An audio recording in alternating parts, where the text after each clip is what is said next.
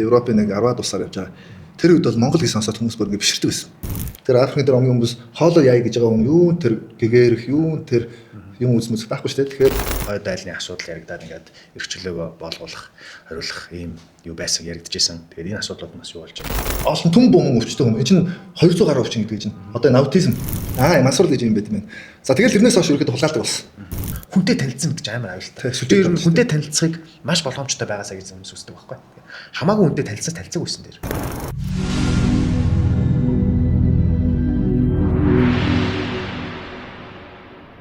Сайн байцгаана уу эрхэм өндөд үзэгч сонсогчдоо Жошогийн подкастын эпизод 10 эхлэх гэж байна. Яагаад ч юм бэ өнөөдрийн дугаар надад нэг л спешиал мэдрэмж төрүүлж байна. Аливаа зүйл 10-таар байдаг шүү дээ. Тэгэхээр манай магадгүй 1-р сизны маань сүүлчийн анги, 2-р сизны маань эхний анги гэж байж болох юм. Тэгээд 10 дугаартаа 9 дугаартаа хамт байсан та бүхэндээ баярлалаа. Өнөөдөр бид бүхэнтэй хамт энэ өглөө өдөр орой шөнийг тантай хамт өнгөрөөхөөр Монгол Бадарчин гэдгээр та бүхэн сайн мэдих гайхамшигт ертөнц номын зохиолч. Би маш олон тодтол хэлээ шүү, болоогүй шүү. Камер бариул зураглаач болчдаг. Компьютероор суул инженер болчдаг. За тэгээд үзэг цаас нийлүүлэх юм бол номын зохиолч болчдаг. Би хаана оюун санаа нь эрүү саруулаа үйл дэлхийгээр тойроод аялждаг. Амай ахыгаа урьж оролцоож байна. За тэгээд өнөөдөр манай подкастт ирж оролцсонд маш их баярлалаа. Тэгээд сүүлийн 3 жил миний мэдхээр подкаст нэвтрүүлэг юунд ч ороогүй. Энэ үнийг би бас чадан өнөөдөр урьж оролцуулж байгаадаа маш их баяртай байна. За цагаан амсны баярлалаа. За баярлалаа. Сайхан амарч байна уу? Сайхан амарч байна. За айл хоосоо ирдэг болохоор энэ нэг сүүл гарсан. Гэхдээ 1-р ботын энэ гайхамшигт ертөнц гэдэг 1-р ботой бид орсхээ.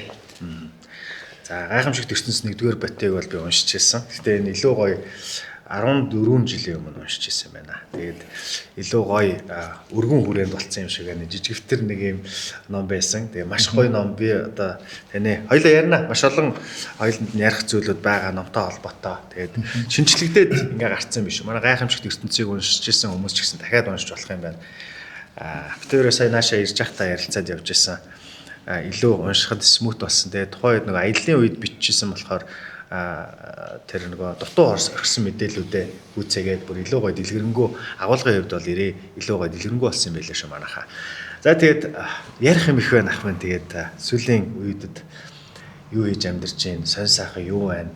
Хоёулаа өнөөдөр нээлттэй бүхэл зүйлийг дэлгэрэнгүй чөлөөтэй яриад явуул болох уу? Болно. За сүүлийн үед яг одоо яг гол ажиллаж байгаа 2 төсөл байна. Уг нь бол өмнө болохоор би чинь 20 төслийн нэг дор ажилладаг байсан. Одоо болохоор ингээд одоо юу гэдэг цаг хугацааны хувьд гэсэн те хүч чадлын хувьд гэсэн арай жоохон суларсан учраас нэг олон төслийг биш нэг 2-ыг л яг гартан хийж байгаа. За тэгээд нэгтгэх төсөл нь болохоор энэ хуулинд өөрчлөлт оруулах нэг ажил. Одоо сая баахан сенсац болоод байсан сонсон баг те. За тэр нэг хуулийн өөрчлөлт оруулах бол юуны төрөнд энэ үндэсний аюулгүй байдал, үндэсний Монгол ахын дүүсийн эрүүл мэнд маш олон талаараа одоо шийдвэрлэх ёстой нэг асуудал байгаа. За тэрийг шийдэх нэг ажил явж байгаа. Тэгээд энэ гайхамшигт ертөнц 7 гээд 7-р ботыг гаргах гээд бас ажиллаж байгаа. Тэгээд яг өмнө болохоор нэг хэрвээ 1-р ботны уншихад өмнө болохоор энэ чинь Монгол Бадарчин гэдэг ном байсан. Тэ. Тэгээ Монгол Бадарчин гэдэг бол нэг 6 бот гарсан. За тэгээд 2017 онд чи 12 жил Бадарчин байсан дараа хүнд өвдөж Монголд ирээд тэгээд ингээд 2-3 жил хүнд өвчтэй байсан шүү. Тэгээд 6 бот гаргасан. Тэгээд энэ 6 бот нь бол Монгол Бадарчин буюу энэ цаг үед дэлхийг үтсэн монгол хүн дэлхийгээс юу олж мэдсэн гэдэг тухай бичиж тийм сурал гаргасан. За одоо бол дахиж шивлэгдэхгүй ингээд тэр номууд бол ерөө миний номыг цуглуулдаг хүмүүсийн хувьд бол тэр ном одоо ингээд дахиж шивлэгдэхгүй нандин эрдэм болж байгаа гэсэн үг. Одоо болохоор энэ Монгол Бадарчин байх одоо энэ 10 жил үндсэндээ бол одоо өчигдөр 20 жил яваа л да Монгол Бадарчингийн.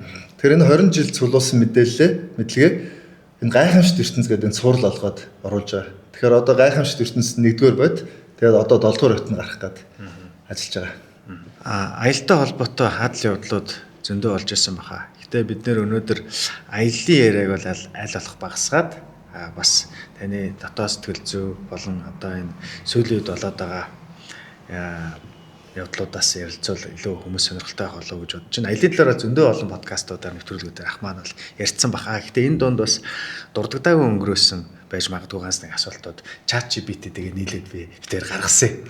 Манай талынхаа тий. Хэмэд оюуханаас асуусан юм уу? Тий асуусан. Тий. Тэр ер нь бол би ч өсөө өөрөө асуу гэж бодож байсан. Хүн аялахаар ч одоо тэгэл мөнгөтэй мөнгөгүй юу байна. Дээрэс нь одоо эрүүл мэндийн нөхцөл байдалд нэг ханиад хүрсэн байх чинь гэртээ байх хүртэл ямар төвөгтэй байдаг лээ те би муудсан үеуд байна те тэгэхээр энэ аялж явж байхад тохиолдсон тэр хүнд бэрхшээлтэй үеүүдийг сэтгэл зүйн хувьд хэрхэн давж гарч ирсэн тэр практик ашигладаг аргуудаас олцож байна. Юу яда ChatGPT дээр юу гэж асуусан? Тэр надад гомшоод өгдөг наа. ChatGPT-гийн хувьд юу гэж асуусан? Ганцаараа явах асуултаа юу гэж асуусан? Асуулт ч асуух чухал шүү дээ. Хэмэд оюуханаас нэг юм асуусан шүү дээ. Миний асуусан асуулт би ерөөсөө маш товчхон асуусан. Аялагч амаатай хийх подкастын ярилцлагад өгөх асуултууд гэдэг асуултууд байна уу гэсэн юм уу те? Тэгсэн чинь юу гэж намайг? Тэгсэн чинь маш олон бүр таныг бүр ингээд яг өгүүлбэр танилцуулаад өгсөн би тань уушчих уу? За. Аялагч Монгол Бадарчин номын зохиолч Амай бол гүн ухаантай, амьдралын туршлага ихтэй хүн. Тиймээс түүнтэй хийх подкастын асуултыг соёл, аялал, сэтгэл зүй, амьдралын философи, монгол хүн ба дэлхий гэсэн сэдвээр хийвэл илүү тохиромжтой гэж. За тэгээд асуултуудаа бэлдэж өгөхдөө надад үндсэн 5 бүлэг сэдвт хуваагаад ингээд өгсөн байна. Эхний бүлэг сэдвүүд нь бол нөгөө түгээмэл дийлэнх ярианд ордог те та хизээ яагаад аялахыг хүссэн байж гэдэг юм уу? Ийм асуултуудыг бол шууд алгасаад жоохон сэтгэл зүй хувь хүн тал руугаа чиглэсэн асуултуудыг бол танаас асуувал илүү сонирхолтой болоо гэж бодож байна. Хүмүүсийн сонсоогүй юмыг хоёулаа сонсгоё л да те. Тэр ер нь тэр сэтгэл зүйн дархлаа гэж байдаг шүү дээ. Аялын сэтгэл зүйн дархлаа. Энэ сэтгэл зүйн дархлаа хаанаас яг ердөө хамгийн том хүч бол итгэлийн хүч гэдэг. Итгэлийн хүч. Хамгийн сүүлд итгэл өгдөг гэдээ бас хаанхад ч бас тэгж хэлдэг байхгүй хүнд. Тэгэхээр нөгөө нэг би чинь замд гарахтаа нэг зориг байгаа шүү дээ. За нэгт бол Монгол хүн гэж хинбэ гэдэг нотлон гэж байгаа. Одоо World Explorer дэлхийг нээж байгаа хүний үед. За мэдээж тэгэл нөгөө дэлхий гэж юу гэдэг ямар юм бэ те амьдрал гэж юу ингээл зөндөө олон асуултууд байгаа. Тэгэд энэ нөгөө нэг бас энэ аялын бас гол одоо дэлхийг судлах гэдэг гол шалтгаан усаа хөгжүүлэх гэдэг байхгүй. Яавал бид нар хөгжих вэ? Яавал сайхан амьдрах вэ? Ягаад гэвэл 90 оны төрийн эргэлтийн дараа эн чинь бүр талхан төртлөө очирлоод улс орон хямраад маш хэцүү цаг үед л замд гарч байгаа шүү дээ. 2005 онд ч Монгол мөнгөгүйсэн үе. Тэгээ тийм үед замд гарч исэн болохоор миний гол зорилго бол за би энэ бусад улс орны туршлагаас харж байгаад улсаа хөгжүүлэх тэр гол юмэг олж ирнэ л гэдэг. Тэгэхээр чинь тэр зорилго байгаа болохоор готурч болохгүй. Дээрээс нь Монгол хүн хийн гэсэн бол буцдаггүй. Тэгэхээр буцаж болохгүй. Буцмаар санагдсан ч гэсэн буцаж болохгүй. Тийм л зам руу гарч иж байгаа гэсэн үг шүү дээ. Бас нэг юм хөрхөн асуулт байсан. Та яг одоо шууд ингэ тайм скип хийгээд хүссэн орныхоо хүссэн хотод хүссэн далаа ирэг дээр ч юм уу тэг хүссэн газар очих боломжтой байвал аль орны хаана очихыг яг одооны сэтгэл зүгээр өсөж байна. Гэхдээ яг одоо гэвэл яг чи Египт рүү л юмар санагдаад байд. Нэг эртний соёл иргэншил ерөөхдөө Египт бол надад их тийм сэтгэлд үлдсэн. Тэшэл дахиад очимаа санагдтыг. Өөрийгөө ингээд лост болцсон үе гэдэг штэ ирчүүдэд ч ер нь зан ирчүүдэд гэж яриа тодорхойлоод ирэх баг. Ер нь хүнд ийм өөрийнхөө амьдралыг хаана яваад байгаагаа ч мэдэхгүй ойлгохгүй. Гэтэ бүх юм нураад унтсан биш. Ажил төрөл нь байж иж болно те. Гэр амьдрал нь хэвэн байж болно. Гэтэ сэтгэл зүйн хувьд нэг юм нурцсан. Энэ үед үдээрээ байгаа хүнд та яг ямар зөвлөгөө өгөх вэ? За миний хувьд бол яг аялж явах үед бол уул нь бол хамгийн дотны хүнтэйг л уулзах хэрэгтэй байд. Дотны хүнтэйгээ ярилцах. Ягаад гэвэл тэр чинь төөрцөн байна гэсэн үг ш дотроо. Аргаа барцсан те. Тэгэхээр хамгийн дотны хүнтэйгээ ярилцах гэдэг бол ердөө хамгийн сайн юм. Би хувьдаа бол яг ганцаараа байх үед бол одоо хөөмөлдөг. Тэ ингээ сайхан сууж байгаа л хөөмөлөөл тэр хөөмөний хөгжим болохоо миний ноён ухаан дотор ингээд энэ зөв гаргалгаа гаргаж өгдөг байхгүй. Ямар шийдс байсан гэсэн. За зүгээр штэ гэхдээ чи ингэсэн байж тээ. Өө зүгээр штэ одоо юу гэдэг чи амьд байж штэ гэдэг ч юм уу те. Скол ингэж штэ. Болж штэ гэл ингээд нэг тийм комьюнити системтэй тэрийг олж авдаг. Одоо л монголчууд нэлээд сайн 2025 онд бол аялдаг болчихжээ. Яг нэлээд сайн биш яг бай нэг ойроо хэдэн устдаар гэдэг чинь 5 өмнөх цаг үетэйгээ хэдүүл харьцуулбал аялдаг болсон байна тийм үү? Таны аялал их эрт хэлсэн шүү дээ. 2000 он гараал хэлсэн те. Тэгэхээр ихэнх орнуудын хувьд таны номон дээр ч байдаг анхны нөгөө монгол хүнтэй уулзсан байгаад шүү дээ олон хүний хувьд те. Тэгэхээр ер нь монгол хүнийг хүмүүс яаж хүлээж авч байна? Орон болгон өөр л бах л та. Гэтэ ер нь нийтлэг байдлаар одоо бид нэр энэ мүү хятад гэдэг шиг үү эсвэл энэ Япон гэдэг шиг үү бүр харьцуулахшгүй тийм өөр ойлголт уу? Бас янз бүр юм байна. Одоо ингээд анх 2005 онд ингээд гараад Европт очиж байгаа. Тэгээ Европын нэг 10-аад улсаар явж байгаа. Тэр үед бол Монгол гэж сонсоод хүмүүс бүр ингээд биширдэг байсан. Пох Монгол хүн анх удаа Монгол хүнтэй таарч ийн гэдэг 2005 6 оны үед юм уу. За тэгээд Европоос гараад ингээд Африкийг бүтэн тойроод 4 жил биш ээ 3 жилийн дараа буцаж орж ирж байгаа. Өөрөөр 2008 онд ороод ирж байгаа. Буцаад Европ руу яг л буцаад Парисаас бүтэн тойрчод буцаад Парист буж иж байгаа шүү дээ. Тэгээ буцаад 3 жилийн дотор Монголд ороод ирэхэд Европт ороод ирэхэд монголчууд хандлага маш муу болсон баг шүү дээ. Яг тэр манай нэг одоо би бол юу гэдэг бид нар чинь багаасаа төрж өсөхтэй ингээд эх орн гэдэг юм эх орон сэтгэлдээ туссан байхгүй үнсрэг үзэлтэй. Үнсрэг гэсэн национализм биш шүү дээ. Үнсрэг гэдэг чинь үндэснийхээ амиг хайрлахыг үнсрэг үзлэн национализмыг баг нэг жалгын үзэлтэй ойролцоо зүйл шүү. Бусдыг үгүйсгдэг үзий яддаг үзлийг. Тэгээ манайхан болохоор үнсрэг үзлийг национализм гэж орчуулчаад энэ муу юм гэж бодод үгүй. Тэгэхээр бид нар багаасаа эх орн гэдээ үссэн эх орныхаа нэр хүндийг одоо хамгаалж явах хэрэгтэй, өндөрт өргөж явах хэрэгтэй гэд тэгээд явж исэн болохоор магадгүй бас сайн явжсан баг. Гэтэл буцаад ингээд Европ руу ороод тэрнээс хойш ингээд яваад эхлэхэд монголчууд явсан газрууд бол нэр унаад эхэлсэн байсан. Яг бол маань ч одоо эх орн гэсэн бодлого хүмүүс олон байгаа шүү дээ. Хамаагүй бэл болж байвал тэгэл нөө хулгай зэлгээ уугаал зодоон зохион хоорондоо хийгээл тэ ингээд нэр унаа алдсан тохиол маш их байсан л да. Тэгэхээр энэ бас маш харьцангуй болчиход байгаа. Цаг хугацааны хувьд өөр болчиход байна. Одоо 13 жилийн өмнө би Зүүн Азийг судалж байсан. Тэгээ сая 13 жилийн дараа очиход монголчууд хандлага муу болсон баг шүү дээ. Монгол ихэд дургүй байна. Манайха очиод хулгай хийгээл нөгөө нэг бүдүүлэг зангаа гаргаал те. Тэгэхээр нэг жоохон өөр л байгаад байна. Бидрийг одоо яг одоо 10 жилийн ахлах ангийн 14-с нэг 18 нас чинь нэг юм болгоныг ингээл судалж сонирхдаг те. Тэгэл нэг тухайн орны тухайн хотынхаа ах эгч нарыг ярьдаг нэг тийм нас шүү дээ. Та бол яалтчгүй надаас ингээд ах манай үед бол яригддаг байсан ах нарын нэг пэлдэж байгаа биш байх. Зүгээр нэг өгөөсөө бүгд мэдчихэ. Нөгөө DJ гэдэг талаас мэддэг байсан шүү дээ. Нэг юм уртстэй царайлаг өндөр юм цав цагаан томолцаалга нүдтэй амаа ахыг бол тухайн үеийн одоо шоуч да. Тухайн миний үеийн одоо тинейжүүд бүгд мэдчихэ. Тэгээд тэр үед чинь нөгөө манай DJ өвжи ах байсан юм. Өвж яах ч бас ингэ нөгөө өөдөө өгчтэй мьюзиксийг хөтэлдэг. Тэгээд талигаач манай скул ах чи хамгийн царайлаг хамгийн бас нөгөө октоодын хөсөмжид залуучууд энийг гэдэг ч юм уу. Тэгээд гайсын лавгаах ч гэдэг юм уу. Ингээл ах нар байсан аахгүй. Тэдний нэг бол ялтч байгаа ах л байсан. Тэгээд тэр үед ч одоо ингэ Монголд таныг бол хэтэн гаралтай гэж бас ярьдаг байсан. Баялын хүүхд гэж ер нь нэлээ олон жил явсан шүү. Таныг нөгөө аялаад яваад хар чин аялал гэдэг чинь амар их зардалтай гэдгийг бид нар мэддэг. Тэгвэл за энэ яалтчгүй мөнгөтэй аялал. Яаж боломжтой гэж энэ олоо ярнаар ингээд аялал зугаалаад гоё яваад байгаа.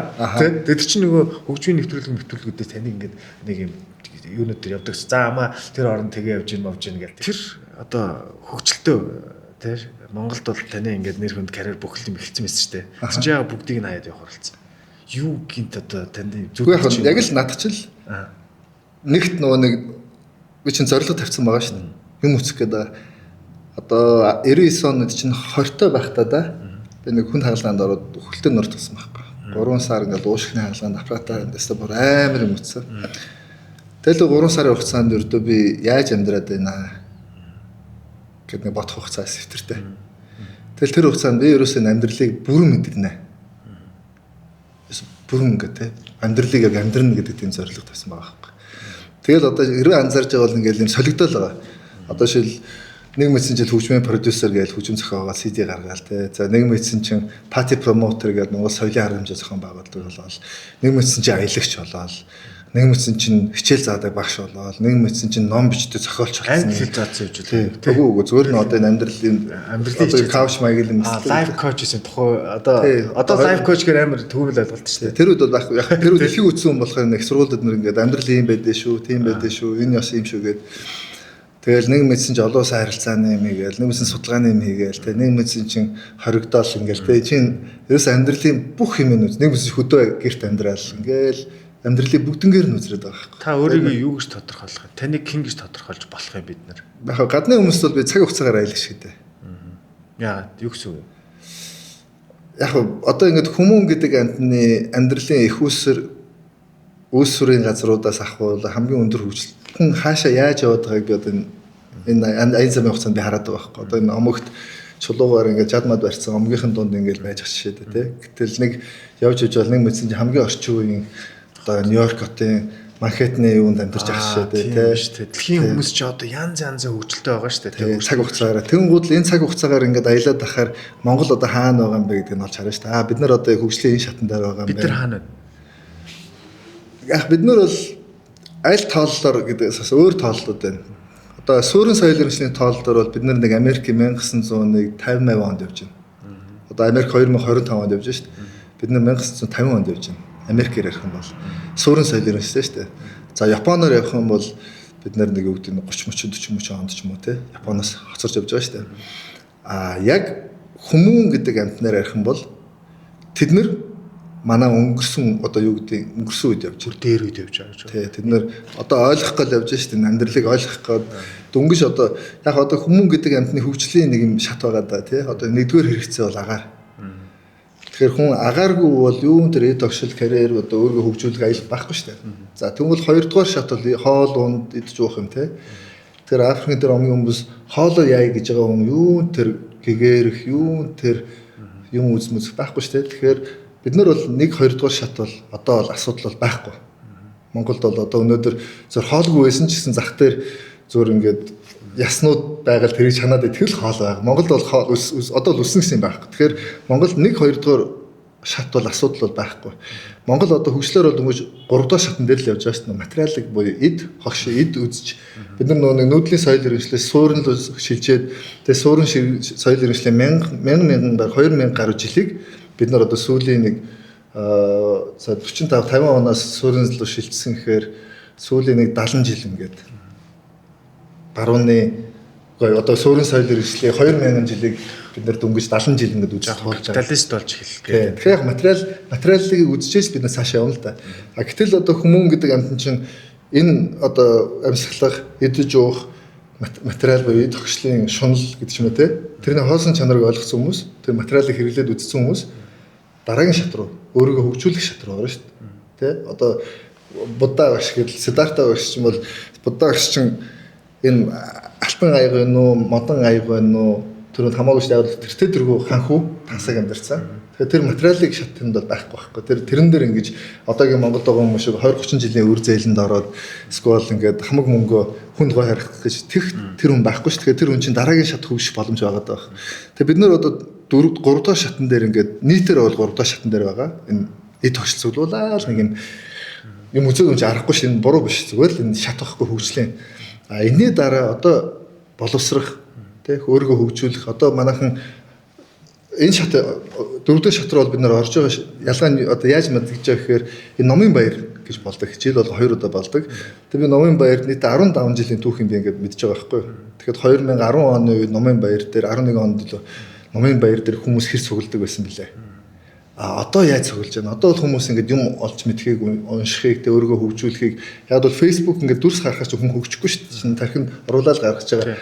Яг хүн уншина гэдэг чинь тэр өсгүүдийг нийлүүлээд үг болгоод үгийг оюун ухаандаа өнгөтэй, дүрстэй, хэлбэртэй болгож байгаа тэр тархины хөгжил шүү дээ. Тэгэхээр 4 дугаар шат ингээд хүний хувьд бол ингээд байх хэвээр. За 4-өөд авчвал дараа нь 5 дугаар шат гэж байна. 5 ч нэг хүлэн шүрдэг. Тэ?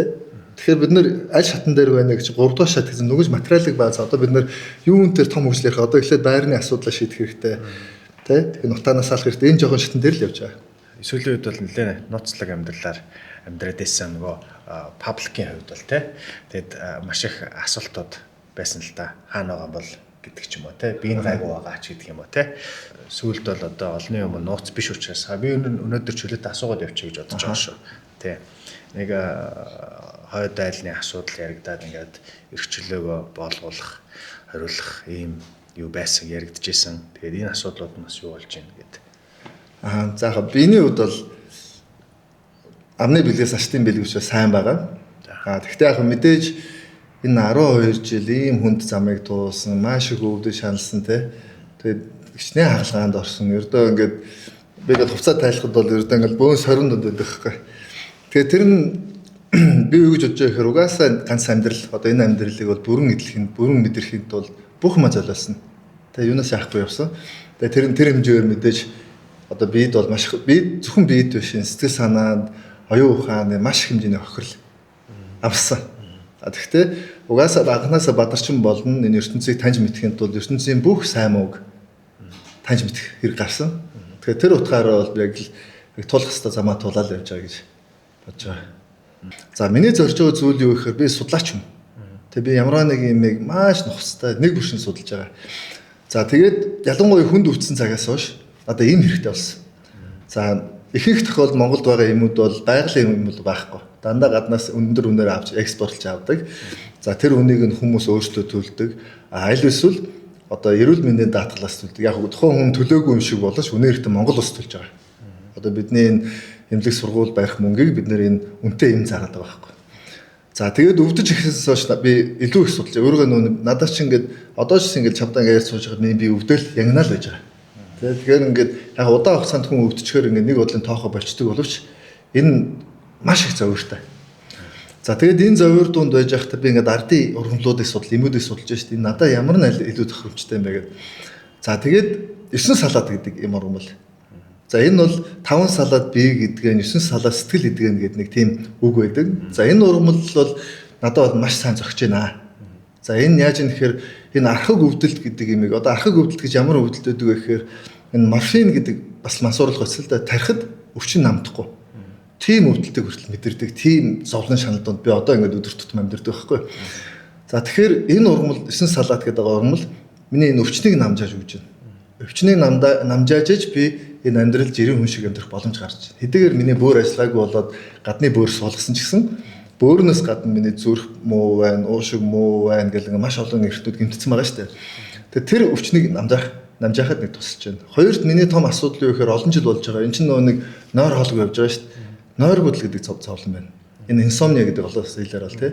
Тэгэхээр нойргуудлын асуудал хүнийг ямар байдалд хүрдэг вэ гэхээр одоо хоёр өнөөдөөс нь би чамтай ингээд ярихад би нойргоо хончлоо гэдэг ингээд босч ирлээ шүү дээ тий.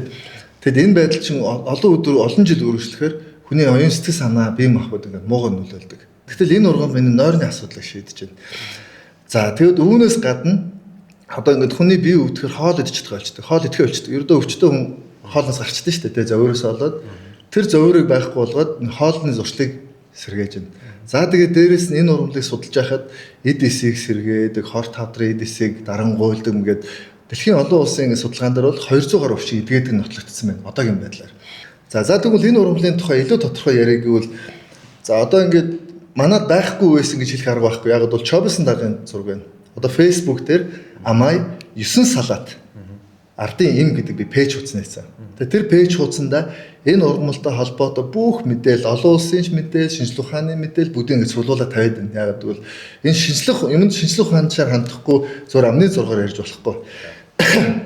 За тэгэхээр энэ ургамлыг олон улсын нэршил нь юу юм бэ гэхээр канабис гэдэг гэж байна. За канабис ургамал нь яаж ийнэ вэ гэхээр дотроо хоёр төрөл байна.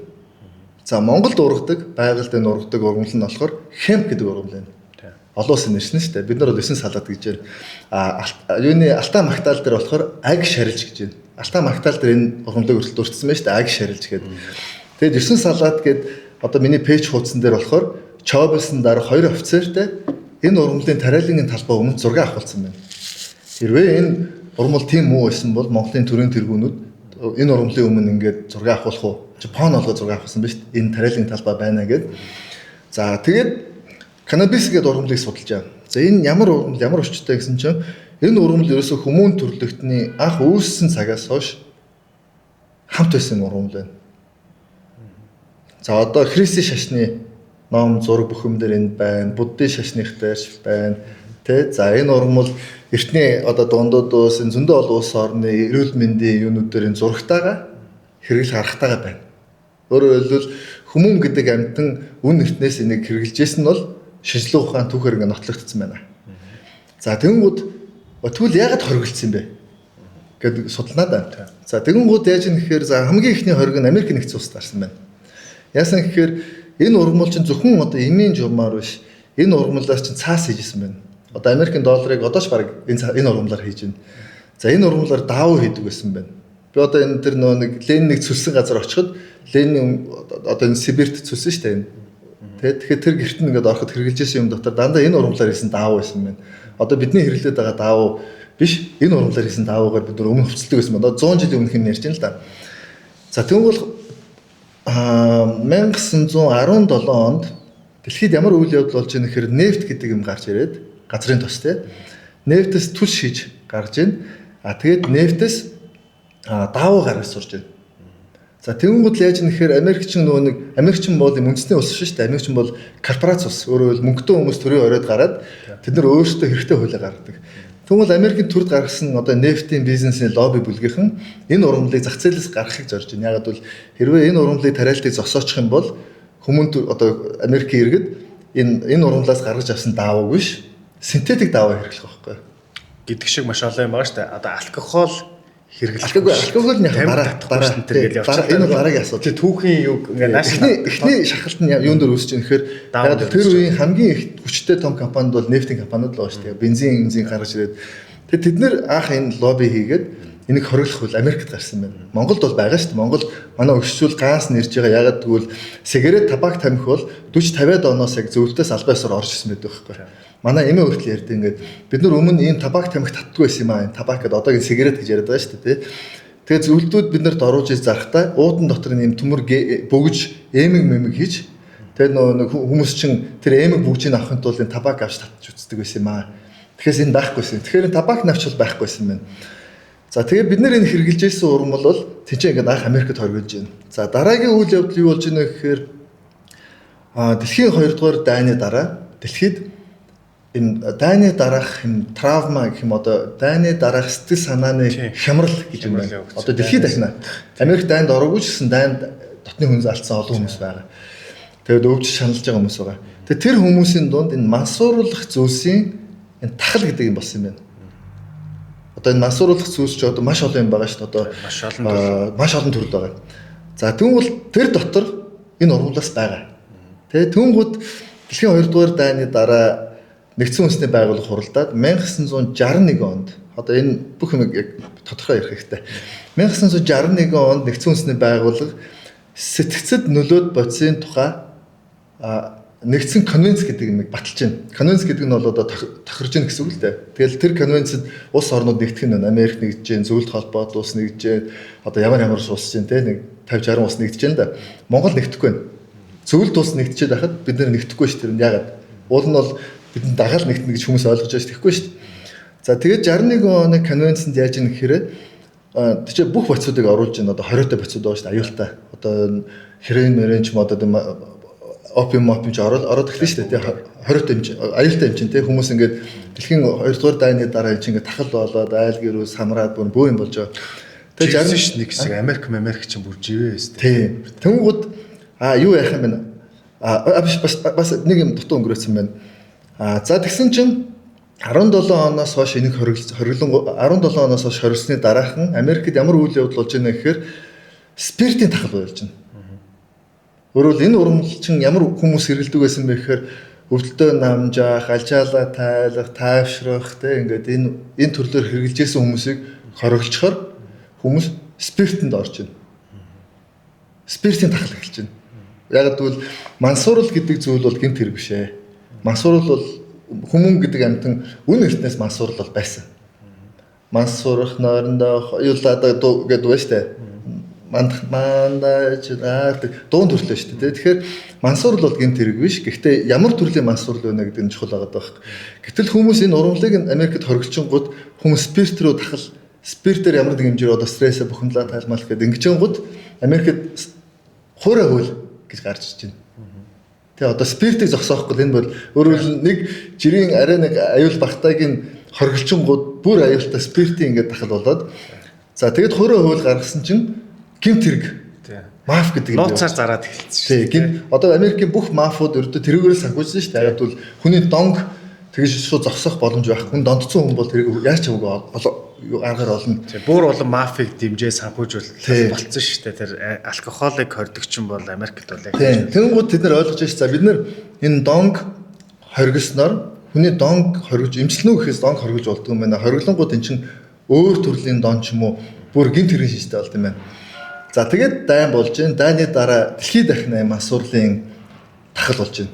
За тэгвэл 1961 онд дайн чинь тэгэхээр одоо дайн чинь 45 онд дууссан шүү дээ. Тэгэхээр 15 жил энэ дэлхийн улс орнууд энэ цовлыг туулж байгаа байхгүй. Бүх улсад ийм асуудууд гарч байна. 61 онд конвенц батлаад тэгээд энэ 20-д аюултай мансууруулах зүйлүүдийг харж ихсаалтанд оруулж байна. За тэгтээ яг 61 оны конвенцд одоо нэг энэ өвсийг ярих юм бол энэ өвс шүү дээ одоо 9 салаад гэдэг байгаа. Энэ өвсийг нэгдүгээр бүлэгт оруулж байна. Нэгдүгээр категори гэдэг нь л нэгдүгээр бүлэг. Хамгийн хөнгөндөө орж байгаа. Үгүй яг энэ бас дотор ангилтай. Нэгдүгээр бүлэгт нь юуг зааж ийнэ гэхээр энэ ургамлыг эмчийн заавар одоо улсын хяналтын доор эмчилгээ судалгаанд ашиглахыг зөвшөөрнө гэж конвенц байхгүй.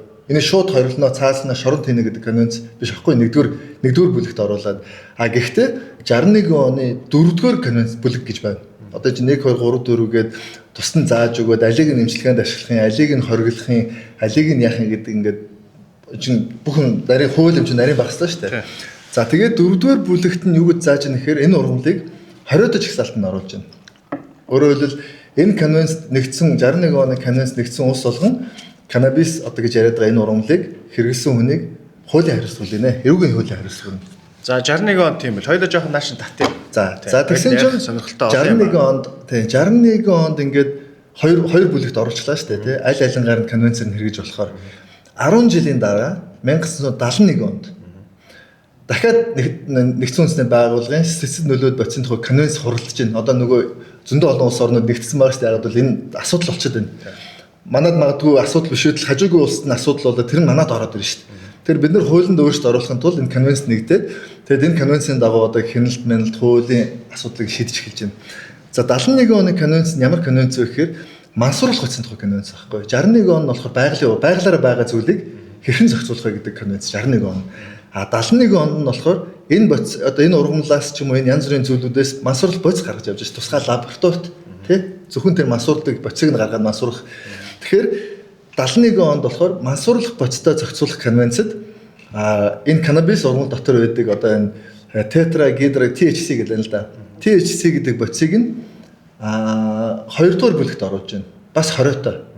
Тэгэхээр ургамал нь ч хориотой юм байна. Юу ч хориотой юм байна. Доторх боц нь ч хориотой юм байна. Яг тэгвэл хууль нь бас тодорхой байх хэрэгтэй шүү дээ. За 71 он. Тэгсэн чинь 89 онд байна уу? Нэгдсэн үндэсний байгууллагын конвенц өөрчлөлт хийж байна 71 оны конвенцаа. Тэгээд нөгөө 2-р бүлэгт оруулсан байсан боц ба штэ. Тэрийг болоод 1-р бүлэг рүү оруулж байна. 1-р бүлэг нь эмчилгээ судалгаанд ашиглаж зөвшөөрнө гэсэн конвенц. За тэгээд дээрэс нь энэ конвенц юу шийдэж байна гэхээр энэ өвчин юм байна. Энэ мансуурал гэдэг бол энэ өвчин юм байна. Энэ бол дон юм байна. Энэ бол гэмт хэрэг биш юм байна. Тэ энэ хүмүүсийг бол шоронд хийх биш эмчлэх хэрэгтэй юм байна гэдэг ийм одоо тунхаглал бий болж штэ. За энэ маш чухал point үнэлж шүү. Өөрөөр хэлбэл энэ хүн ямар нэгэн мансууруулах боц хэрэглэжээд гэмт хэрэгцсэн бол энэ бол тухайн гэмт хэрэгээс шалтгаалаад эрүүгийн хууль. Хэрэглэсэн хүн нь бол дондцсон юм байна. Хохирогч юм байна. Яг бүр бодит хохирогч юм байна. Тэгэхээр конвенц бол нэгдсэн үндэсний байгууллагын конвенц бол яг тийм зүйлүүдийг ингээд маш тодорхой заагаад өгсөн байна. За Монгол улс 61 онд ирсээгүй, 71 онд ирсээгүй. Монгол улс 1990 онд ирсэж байна. Өөрөөр 40 жилийн дараа за бид нар энэ конвенцт ирсэн. За гэтэл 90 онд бид нар ирсэхэд ямар үйл явдал болж байна вэ гэхээр одоо энэ 9 салаад ургамал бол манай нийтийн хэрэглээнд байсан зүйл. Одоо манай ахмадууд өшөр бүгд за малчид гаансаа нэрдэг байсан байна. Бөөнөр онгодоо дуудахтаа одоо эдгээр бүгд ингэ тамхи татаад байгаа шүү дээ. Биш онгодоо дуудахтаа энэ 9 салаад буюу аг шарилжиг хэрэгэлдэг байсан байна.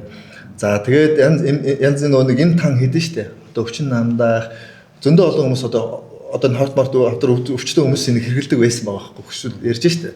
Хэрэгэлдэг байсан манай ардын эмийг бид нэр одоо гадны нэгдсэн үндэс гадны хууль конвенцэд нэгдэж орсноор эргүү хуулинд оруулж байна. За тэгэхээр 90 онд бид нэр энийг ингээд хуулиар харуулж байна. Тэгэхээр хууль гэдэг зүйл одоо хуулийн дээр бол тэнгэр байна. Хуулиас гадуур ямар нэгэн байхгүй. Тэгэхээр хууль маш тодорхой юм заасан байх хэрэгтэй. За тэгэхээр тэр хууль нь бид нар 61 оны конвенцэд 90 онд эсгээр чинь 61 онд 20-т энэ ургамал эргүү хуулинд орж ирж байна. Тэр 1998 онд бид нар анх удаа одоо манай үн эртний түүхэнд бид нар хэрэглээд амьдарч ирсэн хүмүүс анх удаа энэ ардын имээ хууль бус болчихлоо шүү дээ. Анх удаа бид нар залуучуудаа шоронд хийж байна. За бид нар 71 оны конвенцэд 97 онд ирж байна. Тэгэхээр одоо доторх бодисноос 20 болж эхэлнэ шүү дээ. Тэ? Өмнө нь бол доторх бодисыг гаргаж аваад энэ хэрэгжилжсэн бол одоо энэ болохгүй болчихно шүү дээ. За ингээд энэ хуулийн дагуу ингээд явж итэл дэлхийн одоо энэ шинжлэх ухаанд өндөр хөгжсөн улс орны шинжлэх ухааны байгууллагууд эргээд боловсралтай хүмүүс эсэргүүцэж эхэлж байна энэ 61 оны конвенцийг. Тэд нэр яаж одоо нэг 4 сарын 20-ны өдөр гэж ядсан шүү дээ. 4 сарын 20-ны өдөр гэдэг дэлхийд дахнаа 420 гэдэг энэ фэйсбүүк дээр байдаг байхгүй. Тэр бол дэлхийд дахнаа энэ канабис гэж яриад байгаа одоо энэ ургамлыг 9 салаад ургамлыг эргөөс хасъя. Энэ бол гэмт хэрэг биш юм байна. Одоо арх усан үнийг шоронд жил 5 сар өмнө бүр 8 жилээр хийдэг байлаа шүү дээ. Хийсэнтэй адилхан арх бол бүр аюултай. Гэдгийг тэмцэл өрнж эхэлж байна. Яагаад гэвэл одоо хүмүүс юу ойлгосон бэ гэхээр энийг хоригд энэ ургамлыг тэр аюултай юмнууд донд хавчулсан байх нь шүү дээ. Хавчуулж оруулсан шалтгаан юу гэхээр яг чиний түрүүний хэлдэг спиртийн компаниуд өөрийнхөө борлуулалт нэмэгдэж шүү дээ. Энийг зөвхөн 17 онд хоригсноос хойш 20 онд спиртийн борлуулалт ихссэн байна шүү дээ. За тэгээд тамхины компаниуд одоо энэ табак гэдэг чинь бид нэр татж байгаа сигарет тавьж хамгийн аюултай татвар төлдөг хамгийн мөнгөтэй компани шүү дээ. Бид нэр лоббидж эхэлж шүү дээ. За тэгээд дээрэс нэмийн компаниуд яг бол хэрвээ энэ ардын имээ бид нэр хэрэглээд их юм бол одоо энэ Монголд байгаа энэ олон өвчин байхгүй болчих واخгүй юу. Гэтэл им авах болж шүү дээ. Одоо энэ 25 даруйтай он 7 хоног сая гаруй төгрөгийн зардал гарахгүй болчих واخгүй юу. Тэгэхээр энэ том компаниуд дэлхийн том корпорациуд лоббигаар энийг шахаад байна. Энийг болио гэдэг дэлхийд дахны юм хөдөлгөөн өрнж эхэлж байгаа. Одоо бараг 2010 онд бол маш хүчтэй болсон. За тэгээ 2019 онд Дэлхийн эрүүл мэндийн байгууллага. Дэлхийн эрүүл мэндийн байгууллага гэдэг бол нэг хүн төчөө биш шүү дээ. Энэ чинь бүх Монголын төлөөлөгч төчөө байгаа. Шинжлэх ухаан хөгжсөн бүх улсын төлөөлөгч төчөө хурал зөвлөгөө хийж гэн бүх юмыг судалж гэн. Зөвхөн энэ ургамлч бүх юмыг судалж байгаа шүү дээ. Тэгээ тэд нар ингэ судалгаанаас юу гаргасан бэ гэхээр за энэ ургамл бол эмчилгээнд ашиглая. Энийг бол эрүүгээс хасъя. Энэ бол эмчилгээний ач тус маш их юм байна.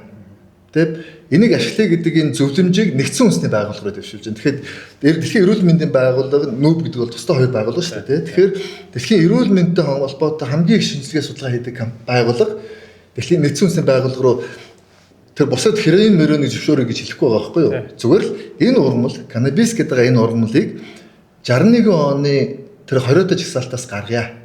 Зөвхөн тэр 20-д жагсаалтаас хасчихвал юм бол шууд эмчилгээнд ашиглахыг зөвшөөрсөн хоёр конвенц байгаа байхгүй юу? За тэгвэл нэгдсэн үндэсний байгууллага 2020 оны 12 сарын 4-нд баха. 2-нд шүү би андарч шүү. Конвенц дахиж хуралдаад тэгээд 1961 оны одоо бидний түрүүний хэлдэг 4-р конвенцэд 4-р бүлгээс тэр 4-р байгаа нөө бусад 20 юмд бол хэвээр байгаа. Энэ канабисыг хасж байгаа. Одоо ч нэ тэгэхээр тэгвэл хасангууд дэлхийн айгүй олон орнууд зөвшөөрсөн шүү дээ. Тий. Зөвшөөрсөн яг зүгээр зөвшөөрөх биш зүгээр эргээс хасчих واخ. Энэ бол эргэн гэмтэр биш ээ. Тэгэхээр чи нөгөө хуулиндаа зөвшөөрөгдсөн болчихж байгаа. Үгүй зөвшөөрөгч биш.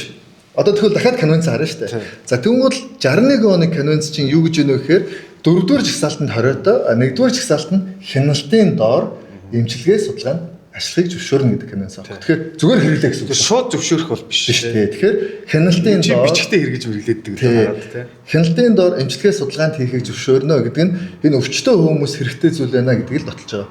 За канабис гэдэг нэг төрлийн ургамал байна. Тэ? Канабис гэдэг төрөл юм байна.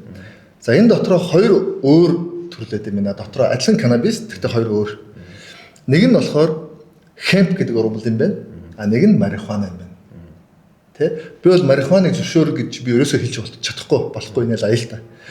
Ягаад марихуана аюултай гэхээр марихуана бол тэр нэг THC-г түрүүний ярьсан тэр бодис маш хүчтэй. Өндөр. Одоо спиртээр ярих юм бид нар водкагаа шууд харьцуулаад ярьчих л да. Марихуана нь бол водка, а хемп нь бол пив гэж одоо шимээ арих гэж ойлгож байгаа. Тэ энэ хоёр өөр угаастай тий.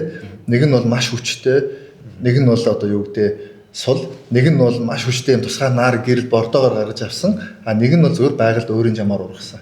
Тэгэхээр манайхан юу гэж канабис гэж яриад марихуана гэж яг чам шиг ярьж байгаа хүмүүс энэ хоёр өөр төрөл юм байна. Ургамал нь бүтэн өөртөл өөр. Монголд ургаж байгаа нь бол хемп ургамал буюу нарийнх нь навчтай, марихуаных том навчтай. Хемп ургамал дээрээ толгойгүй, марихуана бол дээрээ бат гэж ярьдаг юм толгойтой. Тэгэхээр энэ хоёр ургамлыг бид нэр ялгахгүйгээр энэ бас болохгүй болчиход байгаа юм. За тэгэхээр 2020 оноос яг тэр шийдвэр гарснаас хойш манай харт амтай тэмцэх газар энэ хууль зөв бүх хүмүүстэй уулзж байна. Бид нэр ийм байна. Өнөөдөр энэ олон хүмүүс шаналаад энэ олон гадны хими юм чинь өөрөө ямар аюултай гэхээр магадгүй тухайн юмыг эдгэж байгаа юм шиг болож бусад юмыг гэмтээдэг. Тэ? Ургамал бол тийм биш. Ургамал чинь нөгөө нэг яг хүний бие шингэдэг. Тэгээ бид нэр энэ ургамлыг эмчилгээнд ашиглая гэдэг бүх хүмүүс мэдхгүй болохоор судалдаггүй болохоор энэ чинь харт тамхи. Тэгээ би хэлж харт тамхи гэдэг монгол хэлэнд энэ нэр томьёо ямар үед бий болсон бэ гэхээр харт тамхи гэдэг зүйл бол одоо энэ Афганистанд ургадаг опиумыг харт тамхи гэдэг байгаа юм. Тэгээд харт тамхинаас олж юу мөксөн штэ манж гөр мөксөн. Манжууд яасан бэ гэхээр энэ хоёлаа нөгөө үнцэн асуулт гараа авчлаа. За хоёлаа хемп нэрийн би буруу хэлсэн юм байна. За хемп гэдэг төрлийнх нь ургамлыг хоёлаа ярил л да. Бас саяных би тайлбарлахгүй байна. Хемп гэдэг төрлийн ургамлыг та Монголд зөвшөөр хуулийн дагуу ч гэдэг юм уу те эсвэл одоо эмчийн хяналтанд дор ашиглахыг дэмжиж гин үү эсвэл үгүй юу гэдэг л байна. Үгүй чи маш яарад байна. Яагаад яарад байна гэхээр одоо нөгөө нэг ямар нэг юм маш танаас яг чистний хариулт би хүсэж байгаа хүмүүс байгаа шүү дээ. Ийм байгаа байхгүй. Одоо өнөөдөр хүмүүс ийм болцсон.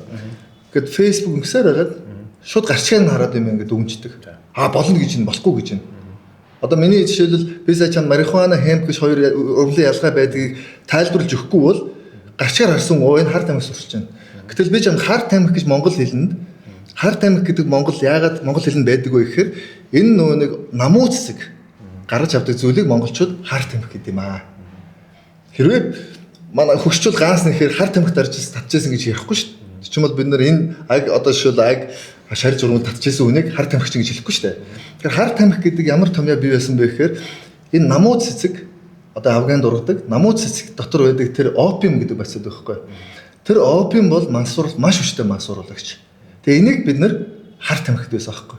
Тэгээ яасан гэхээр Английн их гүрэн энтгэгд энэ опиумыг маш хэмжээгээр тариад тэг хятад руу ингээд манж руу нийлүүлээд манжийг одоо харт тамхины юм юунд тал маасан байхгүй. Миний үчис яг одоо сонсож байгаа.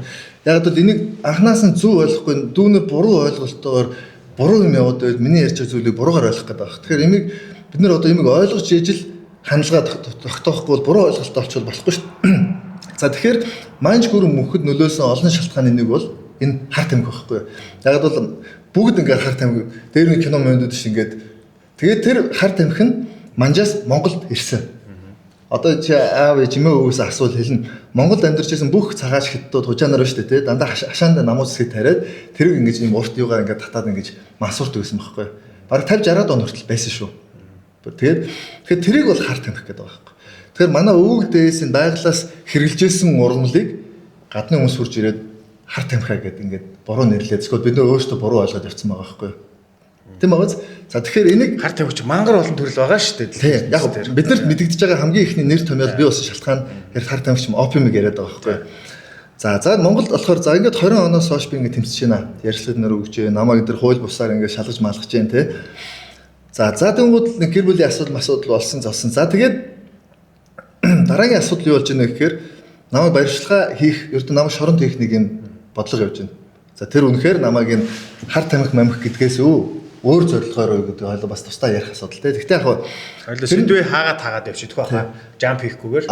За тэгэхээр миний ярьж байгаа зүйл, миний лайв, миний хэлээд байгаа зүйл нь юу гэхээр би болохоор энэ өвсийг энэ одоо энэ 9 салаад гэдэг байгаа өвсийг бид нэр хэрэглэе, энэ имчилгээнд өвчтөн хүмүүс хэрэглэе гэж ярьж байхад цагдаагийн байгууллага энэ хэрэгээ үүсгээд одоо ингээд надаас ингээд нэг өвсний баах ишнүүд болж штэ.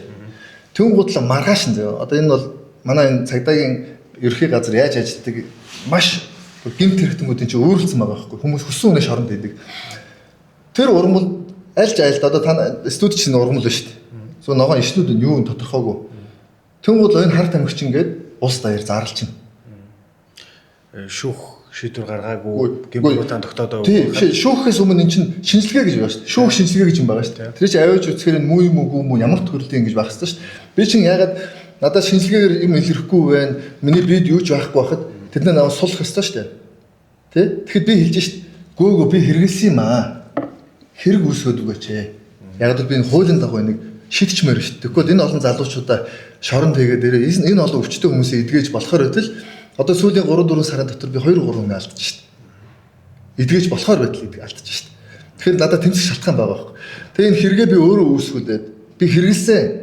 Надад шинжилгээгээр гарахгүй бид олдохгүй болохоор шин хэрэг үүсгэх арга байх намайг явуулах хэрэгтэй шүү дээ. Та бүр яг сайн дураараа. Гэхдээ сайн дураа явах тэр нэг асуудал яг тэр бас нэг тусдаа нэг асуудал байгаа. Гэхдээ намайг шалгах гээд аваад очиж чинь бид байхгүй шинжилгээгээр илэрхгүй. Тэгэхээр миний нөө зорж исэн яриад байгаа юм чи болохгүй байна да. Тэгэхээр би мэдүүлэг эргүү хэрэгээ үүсгэхийн тулд би хэрэгэлсэн юм 9 салаадыг хэрэгэлсэн юм аа.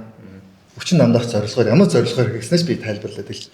Тэгэхээр таны эхний санал болохоор энэ боцоо нэгдүгээр ялгаж салгая. Тэгээд энэ 9 салаат буюу Монголд ургадаг нь бол аюулгүй. Энийг эмчилгээний зорилттой ашиглаж судлаа.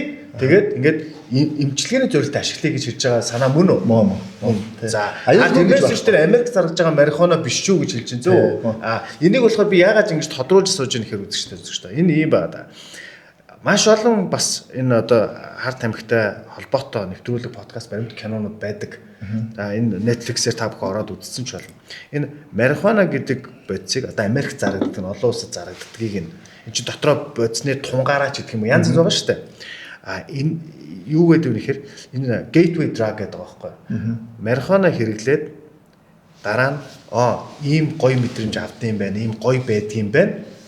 За тэр чинь мэдээж магадгүй өндөр тунтай байж болно шүү дээ. За тэгэнгүүтээ дараагийн одоо тэр экстаси босод одоо төрлийн кокаин ч гэдэг юм маш олон төрлийн бодисууд байгаа. Химийн гаралтай драгууд байгаа. Одоо Монголд бол маш их зарагдаж байгаа. Маш их одоо энэ аюултай болчиход байгаа нь бол мөс гээд байгаа тийм. За энэ одоо аюултай. Тэгээд одоо нөө хүүхдүүд чинь гар хүлээ тайруулаад ингэ яваад шүү дээ тийм. За одоо бүр тарьдгууд нь байна тийм. Тэгэхээр ийшээ эн чинь ингээд дамжин өнгөрөх гүүр гэдэг шиг юм болчихгүй бидтэй гэдэг айц байгаа байхгүй юу хүмүүсийн хувьд. Миний хувьд бас тийм айц байгаа. Маш олон эцэг эхчүүдийн хувьд тийм айц. Энэ аюул бол байгаа. Энэ бол аюул байгаа. Тийм учраас канонц дээр юу заасан мэн гэхээр хяналтын дор гэдэг байгаа байхгүй юу. Эмчилгээнд хэрэглэж байгаа хүмүүс бол хяналтын дор эмчилгээ судалгаанд хийхийг зөвшөөрсөн канонц байхгүй юу. 61 он хэрэглээрэй гэж байгаа биш. Зарим улсууд зөвшөөрчод байгаа шүү дээ. Яг тэгвэл зарим улсууд одоо шил Америк нэр Канад ягаад зөвшөөрсөн гол шалтгаан юу гэхээр фентанил гэдэг юм мансууруулахаас Хятадаас очоод одоо өнөөдөр Америк, Европыг өстой бүргээд эзэлчихэд байгаа. Одоо нэг годомж нь ийм болсон хүмүүс байгаа шүү дээ, тий. Зомби болсон. Тий, зомби болсон. Тэр тахал гараад ирэнгууд тэр засгийн газрууд юу шийдэж байгаа гэхээр за энэ аюултай мансууруулах бодисоо болоод энэ өвсийг нь зөвшөөрч яа, энэ марихуан ч юм уу одоо канабисыг зөвшөөрч. Тэгвэл хүмүүс энээс татгалсан гэд зөвшөөрч байгаа байхгүй. Тэгэд энэ бол үр дүнгээ өгж байгаа. Одоо шил анх Португал улс ч гэсэн мансууруулах байц.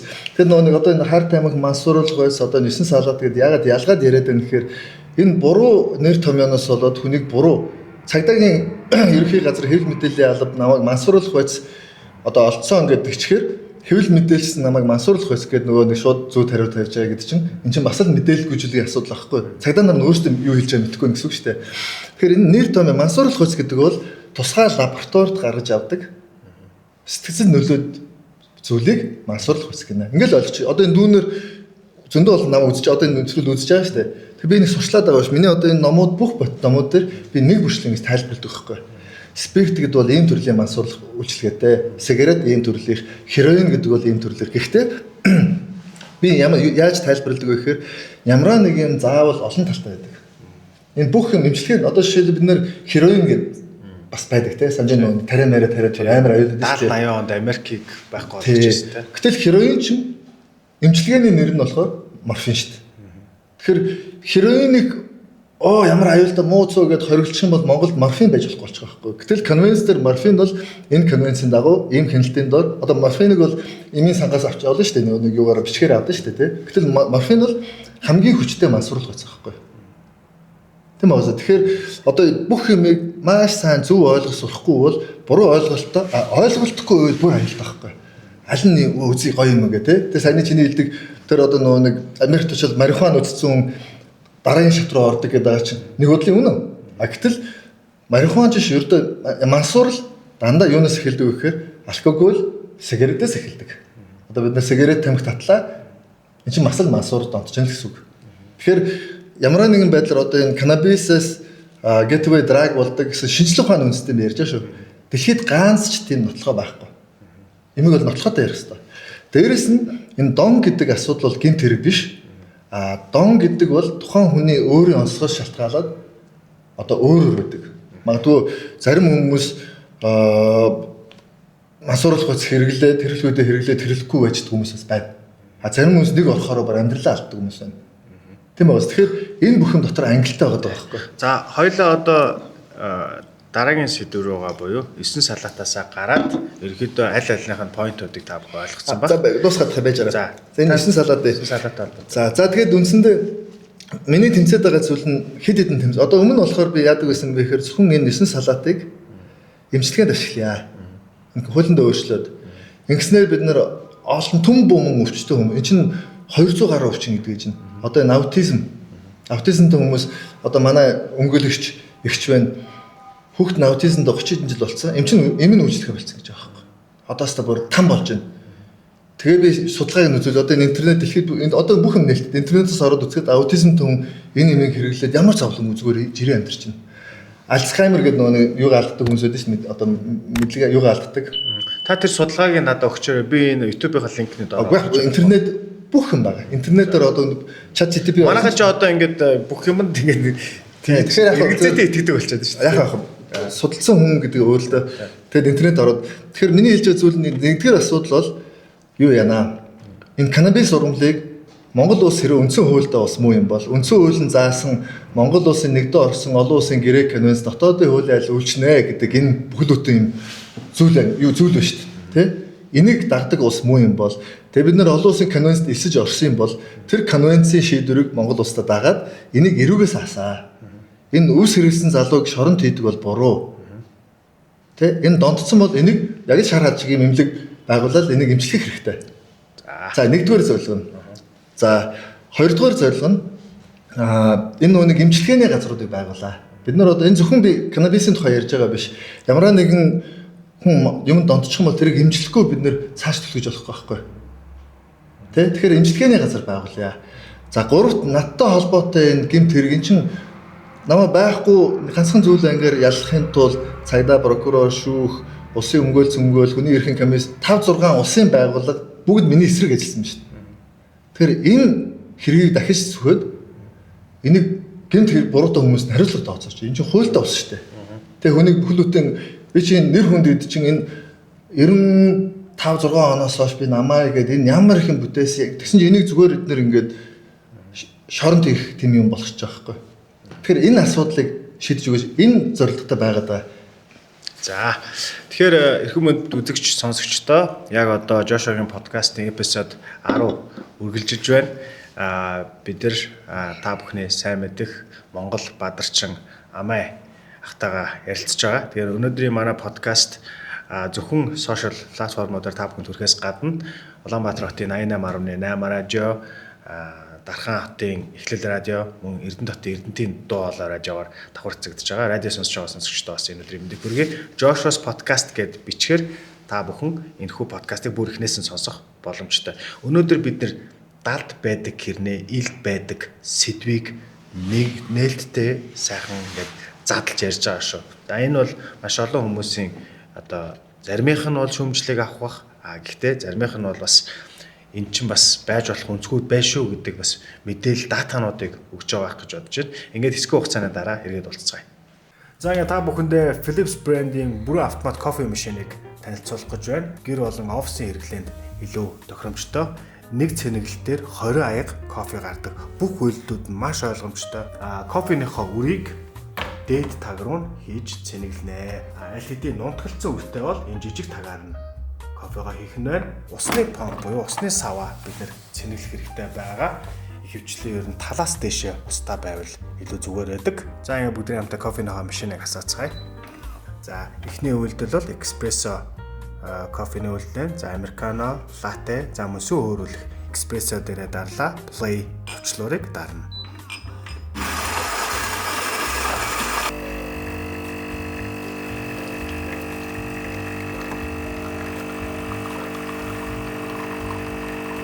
одоо бүгдрийн хамтдаа сүүгээ хөрүүлцгээе.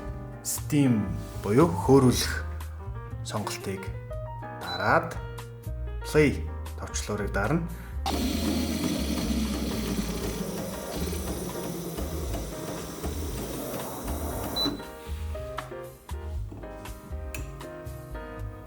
За ингээд бидэнд кофе маань болон сүү маань бэлэн боллоо.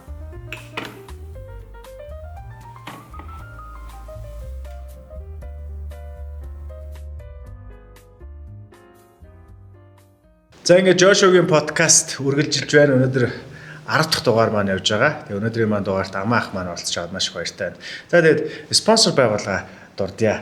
Би бүр диско уудсан. Энэ уудаг жимсийг зөвхөн идэхгүй уужаас олно. E-Mart бүх салбаруудаар ямар ч сахаргүй, будагч бодисгүй энэ сайхан жуусыг та бүхэн худалдаа авах боломжтой шүү. Яг ийм үзэмжтэй ийм жуус байгаа. За мөн өнөөдрийн маань подкаст ивент гिचээр зөндөө брэнд оролцож байгаа. Монголын үндэсний үйлдвэрлэгч за бэлтгийг бол одоо янз янзаар гаргаж байгаа. Шардаг бэлтлэг байна одоо тий пицца, паста бүх одоо бэлтгийн одоо хальцтай хоолндоо хэрэглэх боломжтой. Энэхүү бэлтгийг та бүхэн E-Mart-ийн бас бүх салбаруудаар авах боломжтой мөн. Тэгээд үндэсний үйлдвэрлэлийг бас манай Амаа ах маань нэлээд дэмжих болов гэд би бас дотроо бодож ирсэн. Тэгээ олзорхаад та чинь бас одоо манай үнцэрхэг гэж ярьж болохгүй бах зүгээр. Тийм үнцэрхэг гэдэг үгнээс гадна нөгөө үндэсний гэдэг бас нэг үг гэдэг тийм хүн юм шиг надад санагдаад тэгээд бас энэ зөндөө брендинг компани захирлаас манай ахгүй байдаг хөөхгүй. Таныг орно гэсэн чи манай Амаа орох юм уу? Таныг танихгүй юм байлээ. Гэтэ таныг сайн мэднэ номыг уншсан. Тэгээд ах нь спонсорлыгээд ингээ ороод ирсэн байгаа шүү. Тэгээд энэ спонсоруудынхаа бэлгийн хөтөлбөрийн төгсгөлд өгнө. За. Ингээд подкастын маань 2 дугаар хагас эхэлж байна. Энэ удаагийн дугаар маш сонирхолтой болж байгаа. Ярих сэдв их байгаа. Өнөөдрийн дугаарт угаасаа багтахгүй. Тэгэхээр Амаахтайгаа би дахиад 2 3 ч дугаар дээр өрж оролцуулах сонирхолтой байна. Таны цаг зав хэрвээ болно эргэжилж байдаг юм уу те. Ингээд тохирч явах юм бол оруулах сонирхолтой байна. Өнөөдөр бол подкаст маань ерөнхийдөө үндсэн 2 3 сэдвийн хүрээнд маш олон асуултуудаар үргэлжилдэг бол би энэ удаагийн подкастыг 3 сэдвийн хүрээнд ярилцахыг хүсэж байгаа юм аа. Ингээд дараагийн сэдв маань бид нэр одоо энэ донтолтын талаар утгагүй ярилцах болно. За түүний өмнө одоо Амаа ах маань донтолт гэснээс бид нэр нэгдүгээр сэдвүүдээр баахан одоо өсний талаар ярилцсаныг та бүхэн мэдж байгаа. Тэгэхээр одоо бол бид нар энэ алкогольны талаар бас тодорхой хэмжээнд ярилцах болно, донтолтын талаар ярилцах болно. Алкогол гэснээс Амаа ах маань одоо алкогол хэрэглэхгүй байгаад байгаа. Алкогол гэдэгт бол водка, пив энэ төр төрлийн зүйлийг хэрэглэхгүй байгаа гэж би сонссон. Тэгээ шимийн одоо арх гэж ярих уу? Тийм, шимийн архийг бол хаяа нэг хүртдэг гэд. Тэгээ би чинь өнөөдөр бүр зорж одоо өчигдөр захиалсан. Өчигдөр захиалаад тэгээд олцсон юм а тийм нархангаан ийм сайхан шимийн арх байгаа. Тэгээд яс олгоод гэдэг шиг тийм. Та уухгүй байсан ч болно. За, эрүүл мэндчээ. Тэгээд энэ яг арх гэдэг үг байна л да. Арх бол эдэний дээд гэд тэгэлэгдсэн байна. За тэгэхээр арх бол монгол үг юм байна. За арх гэдэг бол сүүнээс гаргаж явдаг шимийг бид нэр арх гэдэг юм байна. Гэт ингээл ойлгох хэрэгтэй. Гагцхүү 1924 онд апу байгуулагдаад тэгээд энэ буудаа төмсийг ялзруулж гаргаж авдаг спирт водканы үйлдвэр байгуулагдсан. Одоо энэ чинь 100 жилийн байгаа тэмдэглэсэн шүү дээ. Тэгэхээр 100 жилийн өмнөөс манад яг энэ спирт гэдэг юм дэлгэрсгсэн байна. Яг өмнө нь бол манжин үйдсэн байсан л да. Аюу гээд манжаас орж ирдэг спирт бас байсан. Гэхдээ өргөн дэлгэр биш. 24 оноос бид нөр өөртөө дотоод үйлдвэртэй болоод спиртийг гаргаж ирсэн байхгүй. Яг миний хувьд болохоор спиртийг яг одоо яг би бол өөрхөн түүх юм байдیں۔ Манай аав ээж бол хүртдэггүй. Би тийм одоо алкогольгүй гэр бүл багтаа өссөн байхгүй төрж өссөн. Тэгээд тэр үед чинь хүүхдүүдийн 100 хөдөө цөлдөг байсан. 100 ингээл ерөөсөө агаарт гаргана, нүүдлийн ахуудаа танилцуулна гэж явуулж байгаа шүү дээ. Тэгээд би нэг хөдөөг маш нэг жилээ санд байх, нэг жилийн 100-ыг. Яасан гэхээр нэг эмээ өөдөр байж байгаа малд яваад тэгээд борон цохиулаад. Тэгээд нэг орой ингээд бүр даарцаа аваад ирсэн. Ингээд амар даарц. Тэгэл имээ галынхаа исүүс өвөө хоймор тэгэл гаасаа байгуулсан сууж. Тэгэл өвөө тэгж нэмээд имээ яана энэ хүүхд даарчлаа хувцас ингэ солиё гэл хотын хүүхд даарчна гэл хотынхан байна чинь жоохон бэрэг талдаа шүү дээ. Дандаа паран байранд байдаг. Хотын хүүхд даарчна гэл гэсэн чи өвөө за л хурын хувцас өмсөлчихтэй. Тэгээд яа энэ архинаас хийж өг гэдэг. Хэдэн сте шүү. За нэг 11 2 морьтой ч юм уу. Яг хөдөө бол энэ архиг бол жоох хүүхдс өгдөн шүү дээ 5 6 настай хүүхд. Гэтэ мэдээж архичин дотор олон янз байгаа. Водкаг бол ерөөсөө яриаггүй шам. Водка яриаг. Водка харин бэлж штэ. Тэгэхээр 24 оноос хойш манай спиртийг устаа холихоор водка болж байгаа штэ. Одоо энгийнээр ярих юм бол те. Тэгэхээр водкаг манад анх үйлдвэрлэж гар зарахтаа арх гэж ярилцсан байгаа даа байхгүй. Бидний тэгээд хүүхэд тахт чинь. Тэгээд 11 настай тахт. 11 10 ч юм уу тэр хавцаал. Тэгээд даарсан байсан чинь өвөө аливаа энэ арх хийж үг гээд. Тэгээд нөгөө нэг хүртчихсэн архаасаа одоо аян хийж өгөөд тэгэл шууд уулгасан. Тэгэл би нөгөө нэг эмээгийн дээлийг нөмөрсөн ингээд галын хажууд ингээд сууж байгаа байхгүй. Зоохон өмнө. Тэгэл ингээд суужсэн чинь гинт ингээд дотор ихгүй дулаахан болоод маш гоё болол тий. Тэгээд ингээд гал гэдэг юм удаашрал. Ингээд маш удаан юм дүрсчээл. Тэгэл би пөөх ямар гоё юм бэ гэдэг. За тэгээд энэ бол миний эхний донтолт болж байгаа гэсэн үг. Одоо энэ чи би таалагдчихин гэдэг чинь донтол болж байгаа шүү дээ тий. Гэсэн үг юм а тий. За тэгэл маргааш нь нөгөөдөр би асуулаа ахнараас. Өвөө надад тэр уудаг ахнаасаа хийж өглөө. Тэгээд гоё болсон гэсэн чи энэ масурж байгаа юм гинэ. Тэгэхээр масурн гэж юм байт юм ингээд. Гагцгүй би сүүлж ойлгосон гэхээр шингэнээс мансуурахыг согтно гэдэг юм байна. Тэ? Шингэнээс одоо шингэн зүйлээс мансуурж байгааг согтно. Өөр зүйл бол 50 хонх бол зүгээр мансуурж байгаа шүү дээ. Мансуур гэж юм байт юм байна. За тэгэл тэрнээс хойш ерөөхдөө хулгайлдаг болсон. Одоо энэ донтолт болж байна л та тий.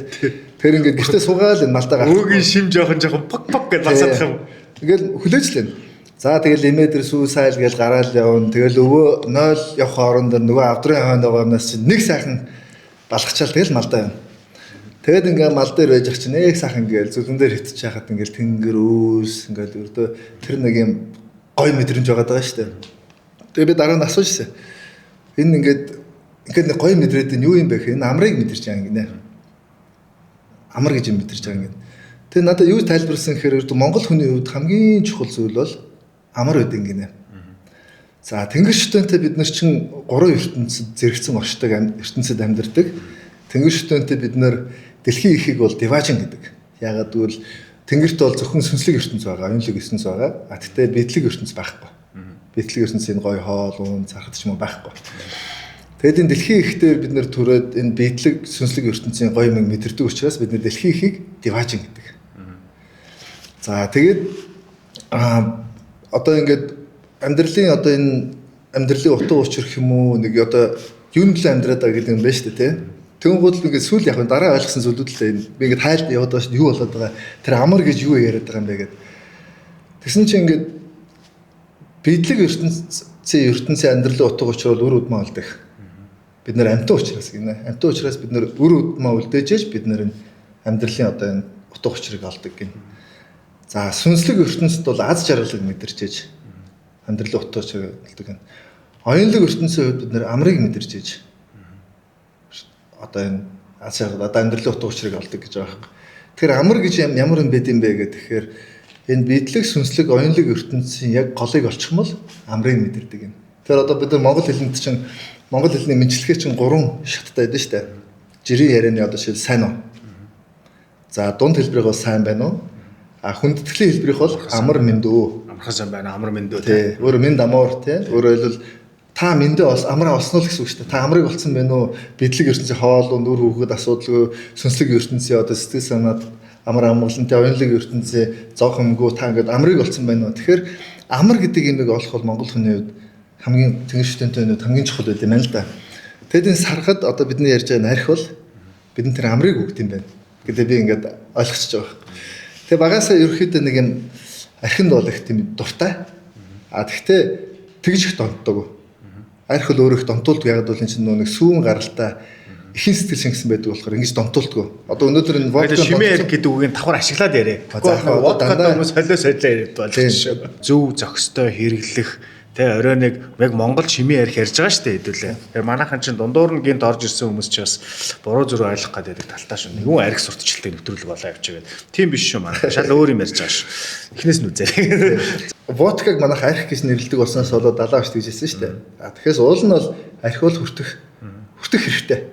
Мэдээж чи хэмжээтэй хэдтэй өртгөө хаана өртгөө. Одоо биш ингээд янз бүр найр майр хүмүүстэй ингээд сууж агаад өөрөө өөртөө хийдэг хүнтэй бол биш шүүл ингээд юу ойртдгоо бах тэрнтэй нэг нийлдэггүй.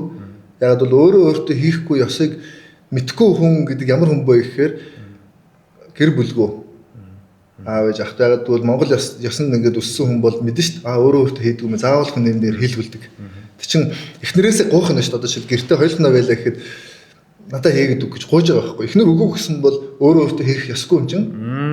Тэр хүн ууч болохгүй байхгүй. Ёс гэдэг чинь зарим хүмүүс ингээд ёс чинь яагаад бий болж байгаа гэхээр ёс байвал төр байна. А ёс юмгар бол төр төмгөр байна. Өнөөдөр Монголын хямралын гол шалтгаан ёс байхгүй болсон. Тэгэхээр ёсоо байжсэн тохиол бид нар ямар ч асуудал болчихж байгаа байхгүй. Тэгэхээр ёсоо дагчил байгаа хүн бол архинд орохгүй асуудал нь шийдэгдэж байгаа. Өөрөө өөртөө хийхгүй юм чинь. Би таны номнуудыг уншиж ирсэн. Тэгээд олон жилийн өмнө гарч ирсэн, олон жилийн өмнө ч уншиж ирсэн. Зарим нэг юм мартсан ингээл ингэж нөгөө оройлж орж ирээд байна. Сая ингээл алкогол ярьсан чинь та ч бас аялж явж байхдаа одоо ч залуу хүн байна гэхэл тэр үед бол бүр залуу халаа насанд байсан шүү дээ. Тий, хоёлаа 15-20 жилийн өмнөх юм ярьж шүү дээ. Нийт аяллаа үеийг тий. За тэгэл ингээ Африкт очихороо та тэр ном дээр бас ирчихлээ. Хаа газар очсон тухайн одоо хамгийн шилдэг пив бол тухайн орны пив гэдэг шиг те тэр орных нь яг нөгөө пивийг айгүйх нөгөө пив ч юм уу сахад ч гэдэг юм те сонирхож ингэж үздэг штэ те номнэр бишээ те тэр бас хаяа нэг нутгийн залуучуудтай ханг аут тий чин нутгийн бисквиттэй болд чин үргэсэн ч тохиолдод байгаа за тийш орохгүй байж байгаа за энэ юм байна за байж байгаа тэгээд би тэнд ингээд тэрнээс одоо нэгэн тал ингээл алкоголтой холбоотой хоёлаа ярьж тий залуучуудын дунд байдаг л сэдв шүү дээ тий хоёлаа одоо тэгэл бүхэл сэдвээр ярина гэсэн юм чи аль орны одоо пив ч гэдэг юм аль орны тэр сахт танд илүү ойрхон Монгол одоо хүний биед ойрхон санагдчихсэн сонирхолтой санагдчихсэн яг судлаач болохоор очсон газар болгоны сахтыг хүртээд одоо сайн хүртэн штэ тэгээ би нэг тэмдэглэл бичээд байгаа байхгүй яг бол дараагийн явах залуучууд одоо зөвхөн би бол эхний дэлхийн судлаач гэж явж байгаа боловч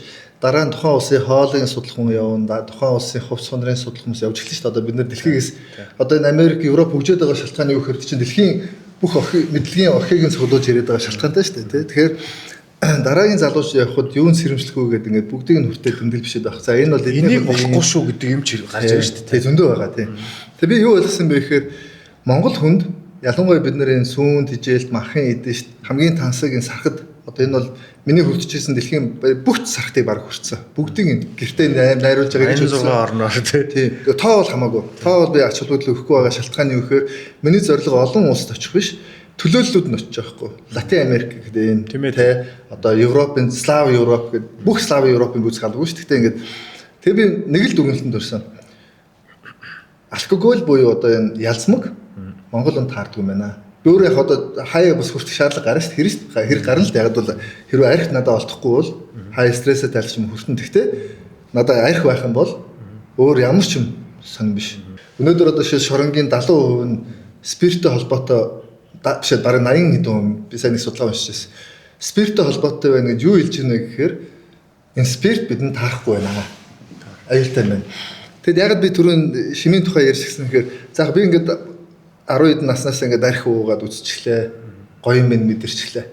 За тэгэл Монголд одоо ингээд 10 жилд байхад одоо 15 6-аас ахвалал 90 тойрноос ангийн хүүхдүүдээс ах 90 тойрны хүүхдүүдтэйгэл водка уугаад эхэлж штэ. Угаасаа нэг тийм 90 он ч бол водка нь байсан штэ. Тэгээ би ингээд юу анзаарсан гэсэн чинь би ч юм бол ингээд айл дээрээс нь шинэ юм учрыг нь олцсон мэдрээд ингээд тамшаа одоо таашааж хүртээс сурцсан. Тэнгууд өөр соёл иргэншлийн нөлөөнд би автах гэж шүү дээ. Одоо тэг чим баруун нэг шууд уудаг. Тэгэхээр би шууд татгалзсан. Би 10 жил их сургуульд огт спирт хэрэглэдэггүй, огт хэрэглэдэггүй, сигарет татдаггүй. Тэг ягаад гэсэн чинь маа нэг наагц баав гахт гэжсэн. Нээд 25 нас хүртлээ.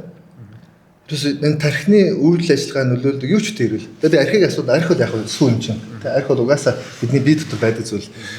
Тэг 25 нас хүртэл чи хэрвээ тархиа ингээд гамнаад элдв янзын ингээд мансууруулах өөрчлөлт одоо сигарет, алкогол, пивс юу ч хэрэглэхгүй байх юм бол чин тархич нь маш цэвэр ажиллана гэж байгаа юм. Тэгээд би яаж тэгж мэдсэн хэлсэн болоо гэсэн чинь сүүлд судалгаан дээр угаасаа 25 насны дээр тархи яг ингээ бүрэн боловсрч гүйцэтгэх гэж байгаа юм. Та тэгээ 25 нас хүртэл хэрэглэхгүй чадсан уу? Гэхдээ чадсан гэж би үгүйс хэрэглэдэггүй. 10 жилээ би барыг сорын ганц ууж татдаггүй, их сургуульдаач ууж татдаггүй тийм юм байсан аахгүй. Ягаад гэвэл хүний би нэг залуучууд чи ягаад хэрэглээд байгаа бол хүчээр ингээд эмоц хүчээр ингээд юу хөдлөх гэдэг шүү дээ. Надад их шаардлага байхгүй. Бид нар чи өөрөө хөдлөж чаддаг. Ямар ч юмгүй хөгжим сонсоо бүжгэлчдэг. Тийм л цаанаасаа ингээд хөгжүүлсэн байгаа шүү дээ. Анханаас хүртээг болохоор. Тэгэд водкагийн ягаад би водкатай тэмцээд ихээс одоо миний ярьцлага болгонд би водка спирттэй тэмцдэг хүн л дээ. Ягаад гэсэн чинь 90 оны дундаас манад экспертийн тахал болсон. Яг нэг 90 онд чинь конвенц гарлаа, өвс 20-нд орлоо. Түнгууд яг л Америкийн түүх манад автагдсан. Бүгд водка. Тэгээ водка бүр замраагаа алдаад тэгээ водка уусан хүмүүсийн зан авир ааш та бүр амар өөрчлөгдөд хүн биш болоод тэгээ би водкаг ерөөсөө димэгс авах. Зөндөө олон гэр бүл салаад тий. За тэгээд ингээ водканы тахал явж яваад 2000 он болж байна. Тэгээд яг түрүүний донгийн тухай ярьж байна л да. За би бол юу ойлгосон бэ гэхээр хүн донтд юм байна. Ялангуяа водка бол амар донтд юм байна. Водка донтцсон хүн бол хэцүү юм байна. Тэгсэн чинь 2000 оноос гадны харь тамхид орж иж байгаа. Одоо марихуан гаднаас 2000 онч манайхан дүмж гадагшаа яваад ирээд эхний давлгаа орж иж байгаа шүү дээ. Гаднаас юм үзээд нүд тайлцсан юм уу. Тэр залуучууд орж ирээд яг энэ марихуан янз бүрийн би би өөрөө хэрэгэлдэг болохоо мэдэхгүй. Гэхдээ яасан хүнд үйлчлэгээ үзүүлдэг юм байна, мансурд юм байна гэдгийг бол би ойлгоод байгаа. Яг бол би шимийн архийг үйлчлэгээ мэддэг болохоо. Гэхдээ хамаагүй юм оролцож болохгүй гэж аюултай гэдэг сургамж өгсөн байгаа шүү дээ. Би ч нөхөдөл байгаад шүү дээ. Би нэг заавал өөрөө зовлон туулахгүй зовлонгийн туулдаг юм уу мэддэг хүний үгийг сонсоход хэцүү байдаг би өөрөө шууд дагдаг байхгүй. Яг бол заавал би энэ туулснаас хүн хэлээд өгчвөл энэ битээ гэсэн бол битээ. За тэгвэл надад юу анзаарчихсан. За одоо жишээл 2000 оны үед яг энэ харт амих одоо марихуан царихуанууд орж ирэнгүүт тэр бол тэм дэлгэр байгаагүй. Тэгэхдээ эмэгтэй хүмүүс тэр энэ бол маш хүчтэй нөлөөллөгийг би анзаарсан. 90 оны үед эмэгтэй хүн спиртэнд донтохоор өстой бүр атуус болж байгаа шүү дээ. 90 хүнээс 7 дор болж байгаа шүү дээ эмэгтэй хүн. 2000 оноос орж ирэнгүүт эмэгтэй хүмүүс энүүнд оронгууд бие худалдаж гисэн. Одоо 2000 оны үед мэдээж тэр гаднаас ирсэн гайгүй залуучууд гадаад дотоод явж ирэн шүү дээ. Тэгэл тэрнээс чинь мэдээж гайгүй охинтойгоо унтахыг хүсч байвал тэр охинд ингээл нэг жоохон марихуан өгчдөг ч юм уу те. Тэгэл нөгөөт нэг үзсэн бол тэгэл тэрийг дахиад өснө. Дахиад өсөхийн тулд тийм хүнтэй унтна үерхэн. Тэгээ миний 5 дугаар илүү 6 дугаар өттэй байд юм. Нэг Нидерланд улсад нэг хүүхэндээ танилцлаа. Тэгэл гэсэн чинь биеийн үнэлэг шиг. Тэгээ би чинь нөгөө биеийн үнэлэгчийг яг үгүй яддаг маддаг бас биш л ягаад бол би бас нэг өрөвдөд байгаа шин эмхтэн хүн яаж явахаар ингээд өөрийгөө хамгийн нандин юм хүнд ингээд таньж мэдхгүй элдв янзын хүнд өгдөг байна гэдэг. Энэ чинь бас миний сонио асуулт эмхтэн хүн бол миний хамгийн том асуулт юм чинь. Тэгээд биеийн үнэлэгч гэхээр ингээд сонирхчлоо. Тэгээ би ингээд яллаа. Тэгэл тэр ингээд нэг юм цагаан нунтаг ингээд ширээн дээр тавиад тэгээд цаас эргүүлж ягаад хамраас сорж байна. Тэгэд би яг тэр чинь кино мэнэ 90 онд чинь кино мэнэ хипхоп бүгд үзсэн байгаа. Гэтэ би юу гэдэг нь яг сайн мэдэхгүй байгаа шин. Яг юу юм бол энэ яагаад ингэж. Тэгэл би асуулаа ингэж чи бол Нидерланд улсын иргэн. Энэ зүүн Европ бусад улс орны хүмүүс ингэ танаа улсад ирээд амьдрахын тулд гэх тээ мөнгө олохын тулд ингэ хар ажил хийгээд ингэ зовж байна. Гэтэл чи Нидерланд улсын ингэ энэ баян тансаг улсын иргэн бие хүмлэдэх юм. Тэгэд яагаад гэдгсэн чинь энийг авахын тулд гэсэн. Тэнгууд би номдоо одоо миний хэдэн номдоос байгаа. За энэ наа чи юу юм гэсэн амфетамин гэж аахгүй. Амфетамин. Тэгээ витамин гэдэг одоо сонсогдож байгаа шүү дээ. Витамин ямар сони витамин хэрэглэдэг юм бах таа гэж би юу ч мэдгүй. Яг үндэл одоогийнхоор бол нэг багаас ирсэн хүн, сумаас ирсэн хүн байгаа даа шүү. Хотод ирчихэд юм ойлгох гэдэг байгаа. Тэгэл тэгээ тэрөндөө би ингээд өөрийнхөө юм дээр бичиж авах. За амфетамин гэдэг энэ мансууруулах хүчтэй юм байна. Цагаан өнгийн нунтаг байна. Тэгээ энийг ийм зүйлд хүн донтохороо эмэгтэй хүн бие үнэлт юм байна. Одоо Монголд байхад марихуанаас болж хамаа гайгүй охтууд нь ингээд нэг марихуантай хүн дээр очиод ингээд тий хамт тац матад ингээд унтж хөвтөд яваад байгаа. Энд чинь бол ингээд эхэлж байгаа 2000 онд эхэлж байгаа шүү дээ. Тэгээ би тэрийг ямар амар юм бэ гэж бодцсон чинь тэрнээс амар. Тэр зүгээр ингээд лангуул Нидерланд чинь бие үнэлчний шинэ лангуунд ингээд сууж идэг бараах гэж байгаа юм шиг. Тэгээ Нидерландын баян усын иргэн ингээд энээс болж бие зардаг юу юм болоо гэдэг. За тэгэл цаашаа ингээл явсан чинь тэгэл бүр ингээ одоо эн чинь маш олон төрлийн ингээ мансуурлах байцуд. Тэг би дотроо юу гэж бодсон ингээ за энийг би бүгдийг судлах хэрэгтэй юм байна. Тэгэд яагаад бол энэ судлаад энэ манад орж ирэхээс өмнө би ингээ энийг орчлон сэргийлэх хэрэгтэй байна. Тэгэхээр миний номыг уншиж байгаа хүмүүс би чинь маш гоё тайлбарлаж өгөөд би чинь сурчлаад байгаа биш шүү дээ. Харин энийг хэрэглэх юм бол ингэдэм байна. Одоо жишээл хероин гэдэг байна. Хероиныг бол би жишээл 80 хэд оноос мэддэг байхгүй. Яасан гэсэн чи зөвлөлтүүд чинь 79 онд Афганистан руу дайраад тэгээ 10 гаруй жил байлцсан. Зөвлөлтийн цэргүүд. Тэгээ 89 онд цэргээ татж авсан. Үндсэндээ бол ялгцсан л да. Тэгвэл афганчууд яасан гэсэн чи зөвлөлтийн цэргүүдийг вирус тулсан байхгүй опиум донтуулаад. Одоо жинхэнэ нөө хар тамхин манд донтуулаад. Тэгээд 80 би чи 86 оноос 85 он 6 оноос ч өдөө зөвлөлтөд амьдэрсэн хүний хувьд миний нүдэн дээр яг ингээд энэ зөвлөлтийн иргэд дундуудаас зөвлөлт чинь тийм маш хүмүүжлэлтэй хүмүүс байгаа даа шүү дээ. Уул нь бол ийм өөр хүмүүс гарч ирээд байгаа байхгүй. Ийм маш сонин царай дүрх мөрхтэй тий. Тэгэл орс морсны юм зүү 50 морьтой. Тэгэд энэ бол миний анхны мансуурлах утсын ойлголт. Гэхдээ би тэрийг мэдэхгүй. Яг юу юм. Гэхдээ энэ бол амар гэдэг юм л бэлдэж байгаа. Ягаад гэвэл чи хүмүүс үхээд байна. Тэгэл энэс болж ингээд боо юм болж ингээд. Тэгэхээр би мансуурлах хуйц гэж ийм амар юм байд юм байна гэдэг хероин зүр барагцаал авсан 90 онд чинь интернет ном юуч Монголд бол юуч байхгүй. Тийм байсан хүн. Тэгээ 2000 он марихуана гэж юм байт юм байна. Энэ бол бас л амар донтуулаад эмхтэн бие үнэлт юм байна. Хамгийн сайхан охт бол бие үнэлт юм байна гэдэг би ойлгоцсон хүн яг тэр нөгөө нэг юм амар ертөнц рүү оронгууд л тэгэхэд аачиж байгаа байхгүй. За тэгэхээр энийг сурчлахын тулд би судлах юм. Энийг юу ахын тулд усан сэргийлэхэд бол судлах хэрэгтэй байна гэдэг. Тэгээд одоо энэ номуудаа би энэ бүх юмд ингэ бичээд хамгаалах гэдэг шалтгаан байна. За эндээс нэг асуулт гарч ирж байна. Донтолт гэж яг юу хэлэх вэ? Донтсон хүний одоо зан характер яа гэдэг. Донтолт гэдэг чинь өөрөө бид нэр юунд ч донтож болно шүү дээ. Хоёулаа ихлэ донтолтын талаар жоох яриа. Яг гоо тэгэл би болохдоо энэ донтолт бол одоо нэг юм юу ахгүй.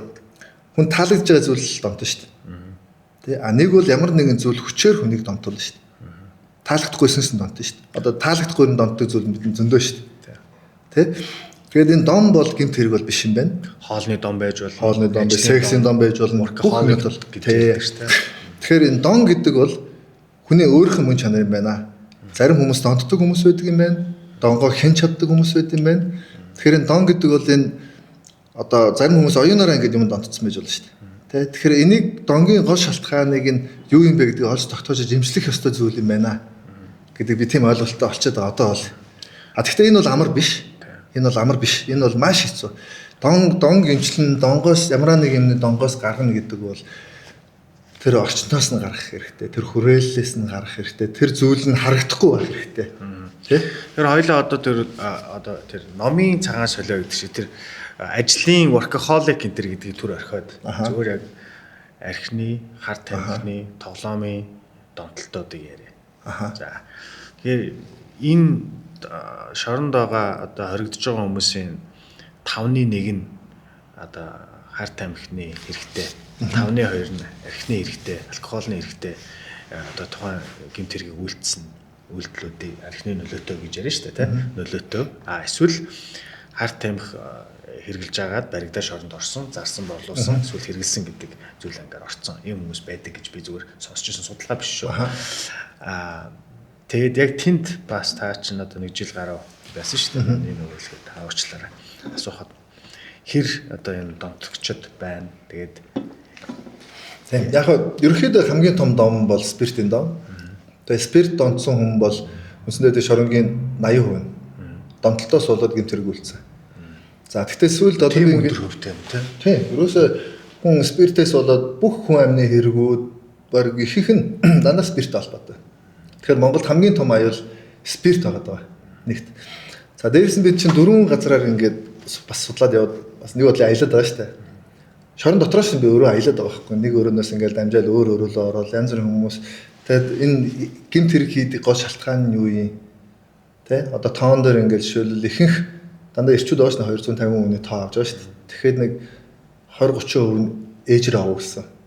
Тэгэх юм бол эцэггүй хүний толгой том гэдэг чинь ийм учиртай байд юм байна гэж дүгнэлт хийж чинь. За тэгвэл гэмт хэрэгүүдийн харангууд л ямар нэгэн байдлаар сэтгцийн өөрчлөлтөнд орсон. Одоо масуурна гэдэг сэтгцийн өөрчлөлтөнд орсон шүү дээ. Сэтгцийн өөрчлөлтөнд орсон үедээ гэмт хэрэг үйлдсэн 80% гэдэг чинь энэ бас юу байд юм байна. Тэгээ сүүлийн үед бол өвсний хэрэгтэй, мөсний хэрэгтэй. Тэгээ одоо энэ нэг дроп гэдэг байгаа бас нэг аюул байна. Тэрний хэрэгтэй маш олноор байна. Тэгээ би ингээд энэ 5 үний 1 гэсэн баг үний юм байна. Яг тэр тоог нь бол би нэг дүүхүү сууж байгаа. Тэгээ би сайн нэг эргэж утсан чи ахаа энэ нэг 5 үний ер нь бол нэг өрөөнд 5 хүн байлаа гэд нэг нь бол хар тамхины хэрэгээр орцсон байна. Юу миний нэг өрөөнд бараг 8 хүний 4 5 хар тамхины хэрэгээр. Яг 2 нь мансуурал гоцсын хэрэгээр, 2 нь хар тамхины хэрэгээр, за тэгээд 2 нь одоо өвсний хэрэгээр ч юм ингээд ерөөхдөө тийм байгаад байгаа байхгүй. Тэгэхээр энэ бол тахал болсон нь бол тодорхой. Гэтэ энэ тахлыг манай энэ хуулийн байгууллагууд шоронд хийж одоо юу яана гэдэг байгаа байхгүй. Зогсооно гэдэг байгаа байхгүй. Гэтэл одоо би бол юу гэж юм гэхээр донг шорон гэл эмчлэхгүй. Одоо энэ давтан холбогдож байгаа бүх хүмүүс дандаа л нөгөө хэрэгээрээ л орсноо. Яг л донг учраас донг бол эмчлэх хэрэгтэй. Ягаад би нөө заавал эмчилгээний газар байгуулъя гэд шилээд байгаа нэгдүгээр шалтгаан донг бол шоронгоор эмчилж болохгүй. Энэ би шилээд байгаа дэлхийн эрүүл мэндийн ердөө олон улс судалгаанд байгаа. Нөгөө асуудал нөгөө бүр ноцтой асуудал юу нэхэр заах би өөрөө тэр жишээн дээр хэлээ. За би тэр юунд тусгай хамгаалтанд орлоо. Тэ?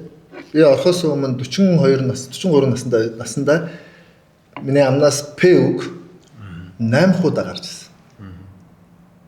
8 удаа. Одоо би 43 нас хүртлээ би хараалын П үгийг гэхэд 8 удаа ээш биш бол миний амнаас гардгүй байсан. Жил 2 сарын дараа одоо бол миний амнаас бүгд гарна. Утга шаан маань гэдэг одоо бүр ийм болчиход шүү дээ. Тэгээ дээрэс нь яагаад ингэж юм нэхэр би тэнд жил 2 сарын хугацаанд гэмт хэргийн хичээл сураад байгаа байхгүй. Би өмнө бол өөрийгөө эдгэх гээд өвчнөө намжаах гээд байгалийн ургамал хэрэгжилж байсан хүн байсан. Надад ямар ч зөрчил байхгүй. Би бөсөө зүүл зүүнд дохоогоо үгэн тэгээ сандал нэг хурда ярмагийн зам дээр нэг 10-аар хэтрүүлсэн нэг ганц 2 хэрэг. Тийм л ерөөс миний бүх түүхэнд гэж зөрчил байхгүй тийм хүн байгаа шүү дээ. Хуйлаа дагдаг, ёсоо дагдаг хүн. Би тэндээс гарч ирээд одоо би гэмт хэрэгтэн сэтгэлээд болсон шүү дээ. Тэгээ тэр дотор байсан тэр мэдээллийг би ажиллах чадахгүй. Тэгэхээр юу хэлж байна вэ гэхээр манай өнөөдрийн төрийн бодлого энэ залуучуудаа шоронжуулж байна. За тэгээд гарч ирээд би шоронгоос гарсан бас хүмүүстэй уулзсангууд гарч ирэнгүүт тэд нэр ингээд юун дээр шоронд ял эдэлж исэн бол ажилд орч чадахгүй. Тэгэхээр тэд нэр гэмт хэрэгийнхээс өөр арга байхгүй. Тэгэхээр маш богино хугацаанд өнөөдөр Монгол ингээд шоронжиж байгаа байхгүй. Тэгээ дээрээс нь тэнцээ ингээд би жан бүр сони юм яриад одоо ингээд 7 хоногийн 3 өдөрт нь сургалт мургалт бол чи байхгүй. Одоо энэ уулын засан хүмүүжлэх газар шүү дээ. Тэ хүнийг бити хараалын үг бити хэлээрээ бити одоо муухай юм бодороо ингэж заах хэрэгтэй байтал шоронгийн албан арч нар нь шүү дээ. Хуйгууд нь өөрөөсөө хамгийн бузрыг ярьдаг. Алан, хятад, лалар, мал бүгдийг хэлнэ. Одоо өөрөөр хэлбэл засан хүмүүжүүлэхгүй бүр биш явуулаад. Тийм. Тэд нар бүр зарим хоригдлууд нь бүр тэгээд байгаа байхгүй. Гайхадгүй харин эдгээр чинь бидний засан хүмүүжлүү ши. Эдгээр бүр нийгмийн шаарууд нь өөрөөсөө хуйг болсон. Тэгэд ингээд залуучуудаа бүр ингээд дарлан зоодно. Тэр бол тийч зүгээр ингээд боолын нийгэм байгаад байгаа байхгүй. Тэгэхээр боолын нийгэмд залуучуудаа ингээд оруулчаад буцаад тэдний хүн болгоно. Одоо би бол буцаад болж чадах үгүйгээ би тодорхойгүй шүү дээ. Яг бол бид энэ чинь ингээд өдөр болгон юу сурж исэн бэ гэхээр яаж хүн мөчилсөн, яаж хүчнэсэн, яаж ийм гэмт хэргийг хилээр гаргасан, яаж тэрийг залсан, энэ банкнаас яаж мөнгө дандаа тэрнээс өөр сонсох юм байхгүй. Тэгэхээр би ямар амар өвдөрсөн байна гэхээр би чинь хамгаалттай хүн дэлхийн тэр дайн дажин амар мөцсөн хамгаалттай хүн ингэж өвдөрж ийн гэхээр хамгаалтгүй залуучууд гарч ирээд юу болж байгаа вэ? Тэгэхээр үзэгчтэй энэ дээр 43 настай англи, орс, унган хэлтэй маш олон орны хэлээр ярьдаг дээд боловсролтой маш олон орноор орсон. За насны хувьд ч тэ бүр 43 нас гэдэг чинь хэр аргийн бусдын инфлюенс нөлөөлөлд орох хэмжээний бас нас биш хүн ингээд жил гаргахны хугацаанд ийм сэтгүүтэй болдог гэд өөрийнхөө ингээд өөрөө тайлбарлаа та бүхэнд ярьж. Тэгэхээр бид нэр энэ залуучуудаа одоо энэ харт амих одоо алкогольны хэрэглээтэй залуучууд чинь бас эдгээр чинь өөрсдөө хохирогчд. За дээрээс нь эдгээр чинь өвчтнүүд бас байгаа. Энд чинь нөгөө зарж борлуулахаас гадна хэрэглэгчдийг бид нэр ярьж байна тийм үү. Зүгээр аваад хэрэгэлцэн орцсон. Тэгээд энэнгүүгээр амьдарч чадхаа болцсон нөлөөлөлд навц маш олон залуучууд хүүхдүүд байна. Тэгээд эднийг бид нэр аваачиж шорон тойрож хоромжуулаад байна. Дээрээс нь би бас нэг судалгаа уншижсэн. Хоригдож байгаа нэг хүний өдрийн татвар төлөгчдийн мөнгнөөс гарч байгаа мөнгө нь 13,000 төгрөг байдаг гэдэг. 3 4 жилийн өмнө уншижсэн энэ бол нэмэгдсэн баг. Тэгэхээр бид нар яагаад энэ олон хүмүүсийг татвар төлөгчдийн мөнгөөр тэжээгээд байгаа. Бас энэ хоёрдугаар асуудал. За олон улсад энэ хэрэглээтэй хүмүүсийг яаж ордог? Энэ чинь зарсан борлуулалт ерөөсөө биш шүү. Зөвхөн хэрэгэлсэн хохирогчдыг яаж арга хэмжээ авдаг вэ гэхээр house arrest гэж байдаг шүү дээ. Одоо хөлөнд нэг юм энэ нутаг дэвсгэрээс энэ бүснээс гарч болохгүй. Тэгээд энийг ингээд гэртэн сайхан эмчилчихье гэдэг. Тэгээд 7 хоногтой ч байдаг юм бас хартаа нийгмийн ажилтнууд шинжилгээ аавн, зөвлөгөө өгнө тэ. За одоо Америкийн одоо тэр house arrest бол энэ системийг бол Монголд бол хэрэгжүүлэх хэрэгтэй. Монгол залуучуудыг шоромжуулж болохгүй, татвар төлөгчдийн мөнгийг дэмий үрж болохгүй. Тэр чинь идж ууж байгаа тэр ажилчдын цалин хэдүүлээ эдийн засаг талаас нь харах юм бол маш олон залуучуудыг бид нэгдүгээр тохирож ийн дээрэс нь үндэснийхээ татвар төлөгчдийн мөнгийг дэмий хий үрээ зарцуулаад байна. Тэгэхээр энэ дээр бид нэр бодох хэрэгтэй болчиход байна. Тэгээд яг таны хэлдэг энэ санаад байна. 100% бид нар засан хүмүүжүүлэх гэж биш эвдлэх гэж нөгөө нэгс жинхэнэ баах эвдэрхийн хүмүүс гаргаж ирнэ. Тэгэхээр энэ дээр чинь 18-т 20-т орж байгаа залуучууд төлөвшөөгүй оюун бодол нь ингээд суурн суугаагүй залуучууд зөндөө байгаа шүү. Тэд нар бол бүр хурдан. Тэгээд энд очиж танилцчихна. Хүнтэй танилцсан гэдэг чинь амар аюултай. Тэр нь хүнтэй танилцахыг маш болгоомжтой байгаасаа гэж хүмүүс үздэг байхгүй. Хамаагүй хүнтэй танилцааг үйсэн дээр. Хамаагүй найз охинтой их нэртэй болоогүй байсан дээр, хамаагүй нөхөртэй найз залуутай болоогүй байсан дээр, хамаагүй сайн найзтай болоогүй байсан дээр гэдэг. Тэгэхээр хүнтэй дөрөв танилцаад хэрэггүй. Хүнтэй танилцах ч бол зөв хүнтэй танилцах, зөв газар танилцах хэрэгтэй. Тэгэхээр бид нар энэ өөрхөдөө нэг найзуудаа уруу татуулаад эсвэл нэг найзыгаа ажлаас нь аваад гэрлүүн хөргөж өгөх гэж явахдаа машинд нь юмтай байж байгаа даруулсан хүмүүс ч байдаг шүү дээ. Төрөл бөрөөр хилэн бүтэлтүүд байгаа шүү дээ дунд. Тэр хайрын яг бас нэг юм байна. Хүн донтчихоо. Хүн донтцсон бол эмэгтэй хүн бие үнэлдэг. Эрэгтэй хүн хаслар болдог. Хаслар гэж одоо өөрөө зарахгүй бол яг бол зараа дундаас нь хэрэглэж штэ. Тэр хөөх ингээл донтцсон биш штэ. Өвдцсөн байгаа даа байхгүй. Тэр бол алуурч нь биш. Одоо гэмт хэрэг ингээд яал зэрэглүүлээ. Хамгийн том гэмт хэрэг бол эх орноос урах. Энэ шууд цаацтай байх хэрэгтэй. Яг бол тийш бүгдийг нь зарцсан штэ. За дараагийн аюул том гэмт хэрэг бол газар шооргоо зарах. Тэ? За дараагийнх нь одоо төрөө тонох, усаа тонох. Одоо бид нэр имчилгээнд зарцуулах, хөвгт зарцуулах мөнгийг хэн нэгэн сайд болгонгууд одоо тэрбум төмөр юмс. Энэ чинь том гэмт хэрэг байхгүй ба олон мянган хүнийг хамруулж байгаа. За тэгээд тэрний дараагийнх нь хүний аим. Тэ? Хүний аим тасна гэдэг чинь амар том гэмт хэрэг шүү дээ. За тэрний дараа нь одоо юу гэдэг хүчин. Тэ? Хүн хүчинд нэг ямар амар зүйлээ тэр хүний амьдралыг сүрүүлж шүү дээ. За тэрний дараа нь хүнийг зодож гэмтэх. Энд чинь бас хүний хүмүүжил гэдэг чинь ингээд хэрвээ үнэхээр тэр хүн ингээд зодоон зохионтой ингээд гэр бүл өссөн бол тэр нь уламжлагдаж шүү дээ. Тэ? Тэгэхээр тэр хүн тэгээ лөөврүүд байна. За тийм. Тэгээ залин лөөвр тий. Тэгэхээр энэ гэмтэргүүд байна. Тий. Тэгэхээр энэ гэмтэргүүдийн дотор нэг хүн донтцсон гэдэг хүн байгаа байхгүй. Тэгээ тэгсэн чинь тэр хүнийг зардггүй зар мар хамаагүй. Тэр зондцсон бол угаасаа зархаас өөр яхан. Тэрийг хэрэглэхийн тулд тэр хүн зархаас өөр аргагүй болчихж байгаа шүү. Тэгэхээр хууль зөрчиж байгаа. Бас бүр том хууль зөрчиж байгаа. Зөвхөн миний хэлж байгаа зүйл нь юу гэхээр энэ хууль гэдэг чинь өөрөө юм эрэмтэй байх хэрэгтэй байхгүй. Гэтэл өнөөдөр хүнийг хохроос, хүний зовлонгоор жаргасан тэрнээс илүү ялыг хохирсон хүнд нь өгöd байгаа байхгүй өөрөө. Яг бол бид нар энийг өөрсдөө энэ ансуурлах хэсэг бид нар хийдгүү. Тэгээд донтцсон бол би тэрийг олохын тулд ямар нэгэн арга хэрэглэхээс өөр донтцсон юм чинь. Тэгэл тэр хүнээс шоронд ижиж. Зарим улсуудад бол ингэдэг юм байлээ. Зарж борлуулаагүй зөвхөн хэрэгэлсэн байх юм бол яг явуулчт юм байлээ. Яа тэгэхээр тэр одоо бусдад нийгэмд ямар нэгэн хэн нэгэн тохирол учруулаагүй зөвхөн өөрийн махан биендээ тохирол учруулсан байна. Нэгт хоёрт энэ хүн маань ингээд өвчтөн юм байна гэж харж үзээд явуулчт юм. Эсвэл нөгөө жоох торгоотч байдаг юм ба тий. Тэгэхээр бид нар энийг ялгаж салгах хэрэгтэй юм. За донтолцоо санийх дээр бас миний нэг одоо юуны 2 дугаар батон 3 дугаар бат дээр байдаг. За Даниус. Та зүс уух баха. Зүгээр. Энэ сайхан багт. За. Аха. За Даниусын тухай тэмдэглэл байдаг. 2 дугаар тэр нөө Даниусад яасан гэсэн чинь факцаал дээр миний карт машин идсэн 5 дахь өдөр карт хийсэн чинь авчихгүй юу. Тэгэхээр би нэгд өдөр хүртэл мөнгөгүй ингээд ансаараа тийч болчихж байгаа. Яг хөө гэхдээ яг надад тусламж хүсэйг үл тийч хүмүүс байгаа л да ингээд очиод гэр мөртөнд байгаад байж болно. Гэхдээ би нөгөө үзмээр шүү дээ. Жинхэнэ нөгөө би миний картыг идчихэн бол би дотроо баярлж байгаа юм. Яг бол карт авах чи би ингээд карта зураал болоод зүгээр ингээд жуулч маягаар яваад яг жинхэнэ амьдрал руу ороогүй. Яг картгүй болчихвол Дани улс бол дэлхийн өрдөө эхний игнэнд ордог л баян тансаг сайхан амьдралтай болсон байхгүй. Тэгэл картгүй бол вокзал дээр хонохоос ахуулаад миний яг хар амьдрал үзэж явах. Тэр мансуурлын. Тэгэл надтай хероин донтоод идгсэн хүнтэй. Хүн надтай ингээл юм яар суугаад тэгэл гэрээ уурал. Тэгэл намайг хонуулах газар олж өгч байгаа байхгүй. Тэсний тэр нь юм сувлал. Одоо энэ донтцсон хүмүүсийн сувлал. Тэгээ тэр ном дээр би тодорхой бичиж. Тэгэл тэр донтцсон хүмүүстэй би уулзаал энэ яг яад юм бэ? Ямар өвчтэй юм бэ? Ямар юм болт ингээл. Тэгээ тэр утгаар би ингээд маш сайн мэддэг болсон байхгүй. Эхний тэгэл тэр нэг төвийн ажилуулдаг хүнтэй ярилцаал. Тэгэл тэр нэр яг надад хэлж байгаа байхгүй. Дон гэдэг бол тийм ингээд донг бол бид нар эмчлэхгүйгээр энэ бол ингээд халдвартай. Нэг хүн ингээд дон ямар нэгэн мансуурлын донд орчих юм бол тэр заавал эргэн тойрондоо халдаадаг. Тэгэхээр бид нэр тэр халдварыг зогсоохын тулд дээрээс нь тэр нэг хэрэгцээтэй маа одоо ялангуяа хөштэй донтуулагчд байгаа шүү дээ. Одоо энэ сайн ярьж байгаа амфетамин, мөс эдгэр чин энийг авахын тулд хүн гинт тэрх их бас аял байгаа хулгай их.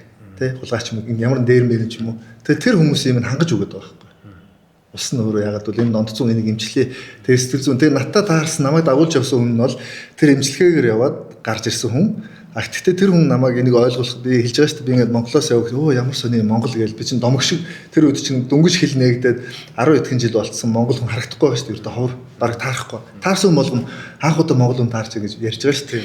Тэгээ тэр хүн болохоор намайг ингээд юм үзүүлэх гээд тэр нөө Кристиани гэж газраас үзүүлж байгаа хгүй. Дани улсын хотын төвд. Тэгээд Европт болохоор надад нэг юм сони их таалагдсан. Яасан гэхээр энэ бүх одоо мансуурлын ямар нэгэн юм давтцсан одоо найрах там юунд ч юм уу те тэр хүмүүсийг тусны юм дүүрэг гаргаад өгсөн баг Кристиани гэдэг. Та нарын одоо Орос улсны хороол дунд бити нэгэ хэрэглээрээ та нар уух бол энэ бити хэрэглээ бүх баар цэнгэний газруудаа одоо манад одоо энэ би төвд нэг амьдардаг байх манай байрны болон нэг баар нээсэн. Тэгээ орой болгон зодон орой олон унтуулах байгаа шүү дээ. Тэгэд би боддог байсан ах тэр Европод ямар ухаантай байсан. Яг бол тэд нар энэ бүх баар цэнгэний газраа нэг дүүрэгтэй ингээд төвлөрүүлээд тэжээ нэг хяналт цагдаа магдаа нөө аюулгүй байдал яг бол иргэдийн аюулгүй байдал чухал шүү дээ. Тэгэхээс хүнийг хорж яргалтай биш. Тэгээд тэнцэн ингээд цагдаагүй бүс байгаад цагдаа орж ирдгүү. Тэгээд тэр бас надад үзүүлчихсэн. Тэгэл би гайхал цагдаа орж ирэхгүй үгүй энэ бол зөвхөн хүмүүс энэ ч бол хүмүүс өөрсдөө зогтоодоо зохицуулна. Энэ чи ямар ч гэмт хэрэг гардггүй гэж байгаа. Цагдаа байхгүй гэхдээ гэмт хэрэг гардггүй. Тэгэд энэ бүх юм чи ингээд би судлаад одоо Африкт ямар Америкт ямар гэж судлаа. Одоо шил Америкт Чикагод хойлоо таарсан гэж байна шүү дээ. Чикагод танилцж ирсэн. Тий. Тэгэхээр Чикагод тий. Тэгэхээр Чикагод надад юу таалагдсан гэсэн чинь одоо ингээд баар цэнгэний газрын гадаа заавал цагдаа. Цагдаагийн машин зогсож идэв шүү дээ тий. Тэр чин манад бол цагдаа ирээл дарамтлах гал байдаг. А тэнцээ болохоор энэ баарын газрыг ин дэмжиж байгаа байхгүй. Яг бол тэгжээж энэ залуучууд гэр авах үе дотроо орцсондоо хааны газар ууж идэ зодон цохоо хийхгүй. Яг энэ дүүрэгтэл та нар цагаа өнгөрөө. Асуудал болох юм бол цагдаа хажууд ингээд тэр болохгүй хүн нь угаасаа арга хэмжээ авчих штэ. Тэгэхээр хамгийн ухаалаг зүйл тийм. Тэгээ би тэгсэн гутлаад гэж байгаа байхгүй. Энэ баарнаас мөнгийг нь цагдаагийн газар өгдөг. Тэгэд цагдаагийн тэр зардлыг нь даадаг. Цагдаа нь бол тэр бааранд орсон хүмүүс ямар нэг юм асуудал гарахгүй. Өнөөдрийн маань подкастын дугаарт маш олон сонирхолтой сэдвүүдээр бас нийгэм далд байдаг. Тэр болгон хөндөгдгөө сэдвүүдээр зориг гаргаа ярилцсан танд маш их баярлалаа. Нэвтрүүлгийн подкастын төгсгөл та бүхэн одоо манай үзэгч сонсогчдод хэлхийг хүсэж байгаа бас ярьж амжаагүй зүйл юу байна? Танд микрофоныг үлдээ. За одоо ингээд энэ олон амьдрал, энэ олон зүйлийг үзсэн, энэ олон улсыг үзсэн, энэ олон гадаа ингээд үзэл халсан шүү дээ. Тэгээд бидний сайхан амьдрах ерөөсө хамгийн чухал үнэт зүйл бол шудраг ёс гэдэг юм байна. Тэ энэ шудраг ёс гэдэг юм байгаагүй цагт бид хизээч амар сайхан тайвандаа жаргахгүй. Тэ тэгэхээр нийгэм улс орны хувьд хамгийн чухал зүйл бол шудраг ёс тогтоох байт юм байна. Энэ шудраг ёс тогтож ижил бид сайхан амьдралд хүрэх юм байна гэдгийг л энэ нэвтрүүлгийн төгсгөлд бас хэлмээр байна. Тэгэхээр хэрвээ миний ярьж байгаа зүйлүүдийг ойлгож байгаа, юу яриад байгааг дэмжиж байгаа хүмүүсээ та нар яг дэмжиж байгаа илэрхийлээч. Тэг би яг 90 тойрны хүмүүс ингэдэг л да ингээд дэмждэг хүмүүс олон байдаг шүү дээ. Маш олон байдаг те. Гэхдээ зарим нь ингээд ирээд хаад дэмждэг ингэдэг. Тэгэхээр тэр бол надад жоох бас хэцүү. Яг ингээд мэдээж гоё байна. Хүмүүс дэмжиж. Гэхдээ ингээд тэгэхээр бид нар хүмүүсэлтэй зөөр ингээд өнгөрч байгаараа. Тэгэхээр би гудамжаар явж чад хэн намайг дэмжиж чинь хэн дэмжихгүй байна би мэдчихнэ. Би ойлгочихно гэд тэгдэн. Тэгэхээр заавал connect үүсгэх шаардлагагүй. Тэгээ зүгээр мэдж байгаа шүү, дэмжиж байгаа шүү, сонсдог шүү гэд ингээд хажуугаар өнгөчих юм бол энэ чинь надад уран байхгүй. Энэ хөдөлгөөлийн цаана маш олон утга санаа илэрхийлж байгаа шүү дээ, тийм. Тэгэхээр миний шудраг осны тэмцэл одоо дэмжээрэй л гэж хүсэж байна. Амаахтайгаа ярилцах сэдв маань яг үндэ 3-1 дээч орсонгүй. Бид тэр нэлээд удаа ярилцлаа. Гэтэ маш их ярих зүйлүүд үлдсэн. Тийм учраас би таныг дараагийн подкастт аль биесээр өрье. Хоёлаа хизээ байх уу? Өнөөдөр бол манай подкаст шинэ подкаст 10 дахь дугаар нь дөнгөж явж байгаа. Тэр хоёлаа 20 дээр ярих юм уу?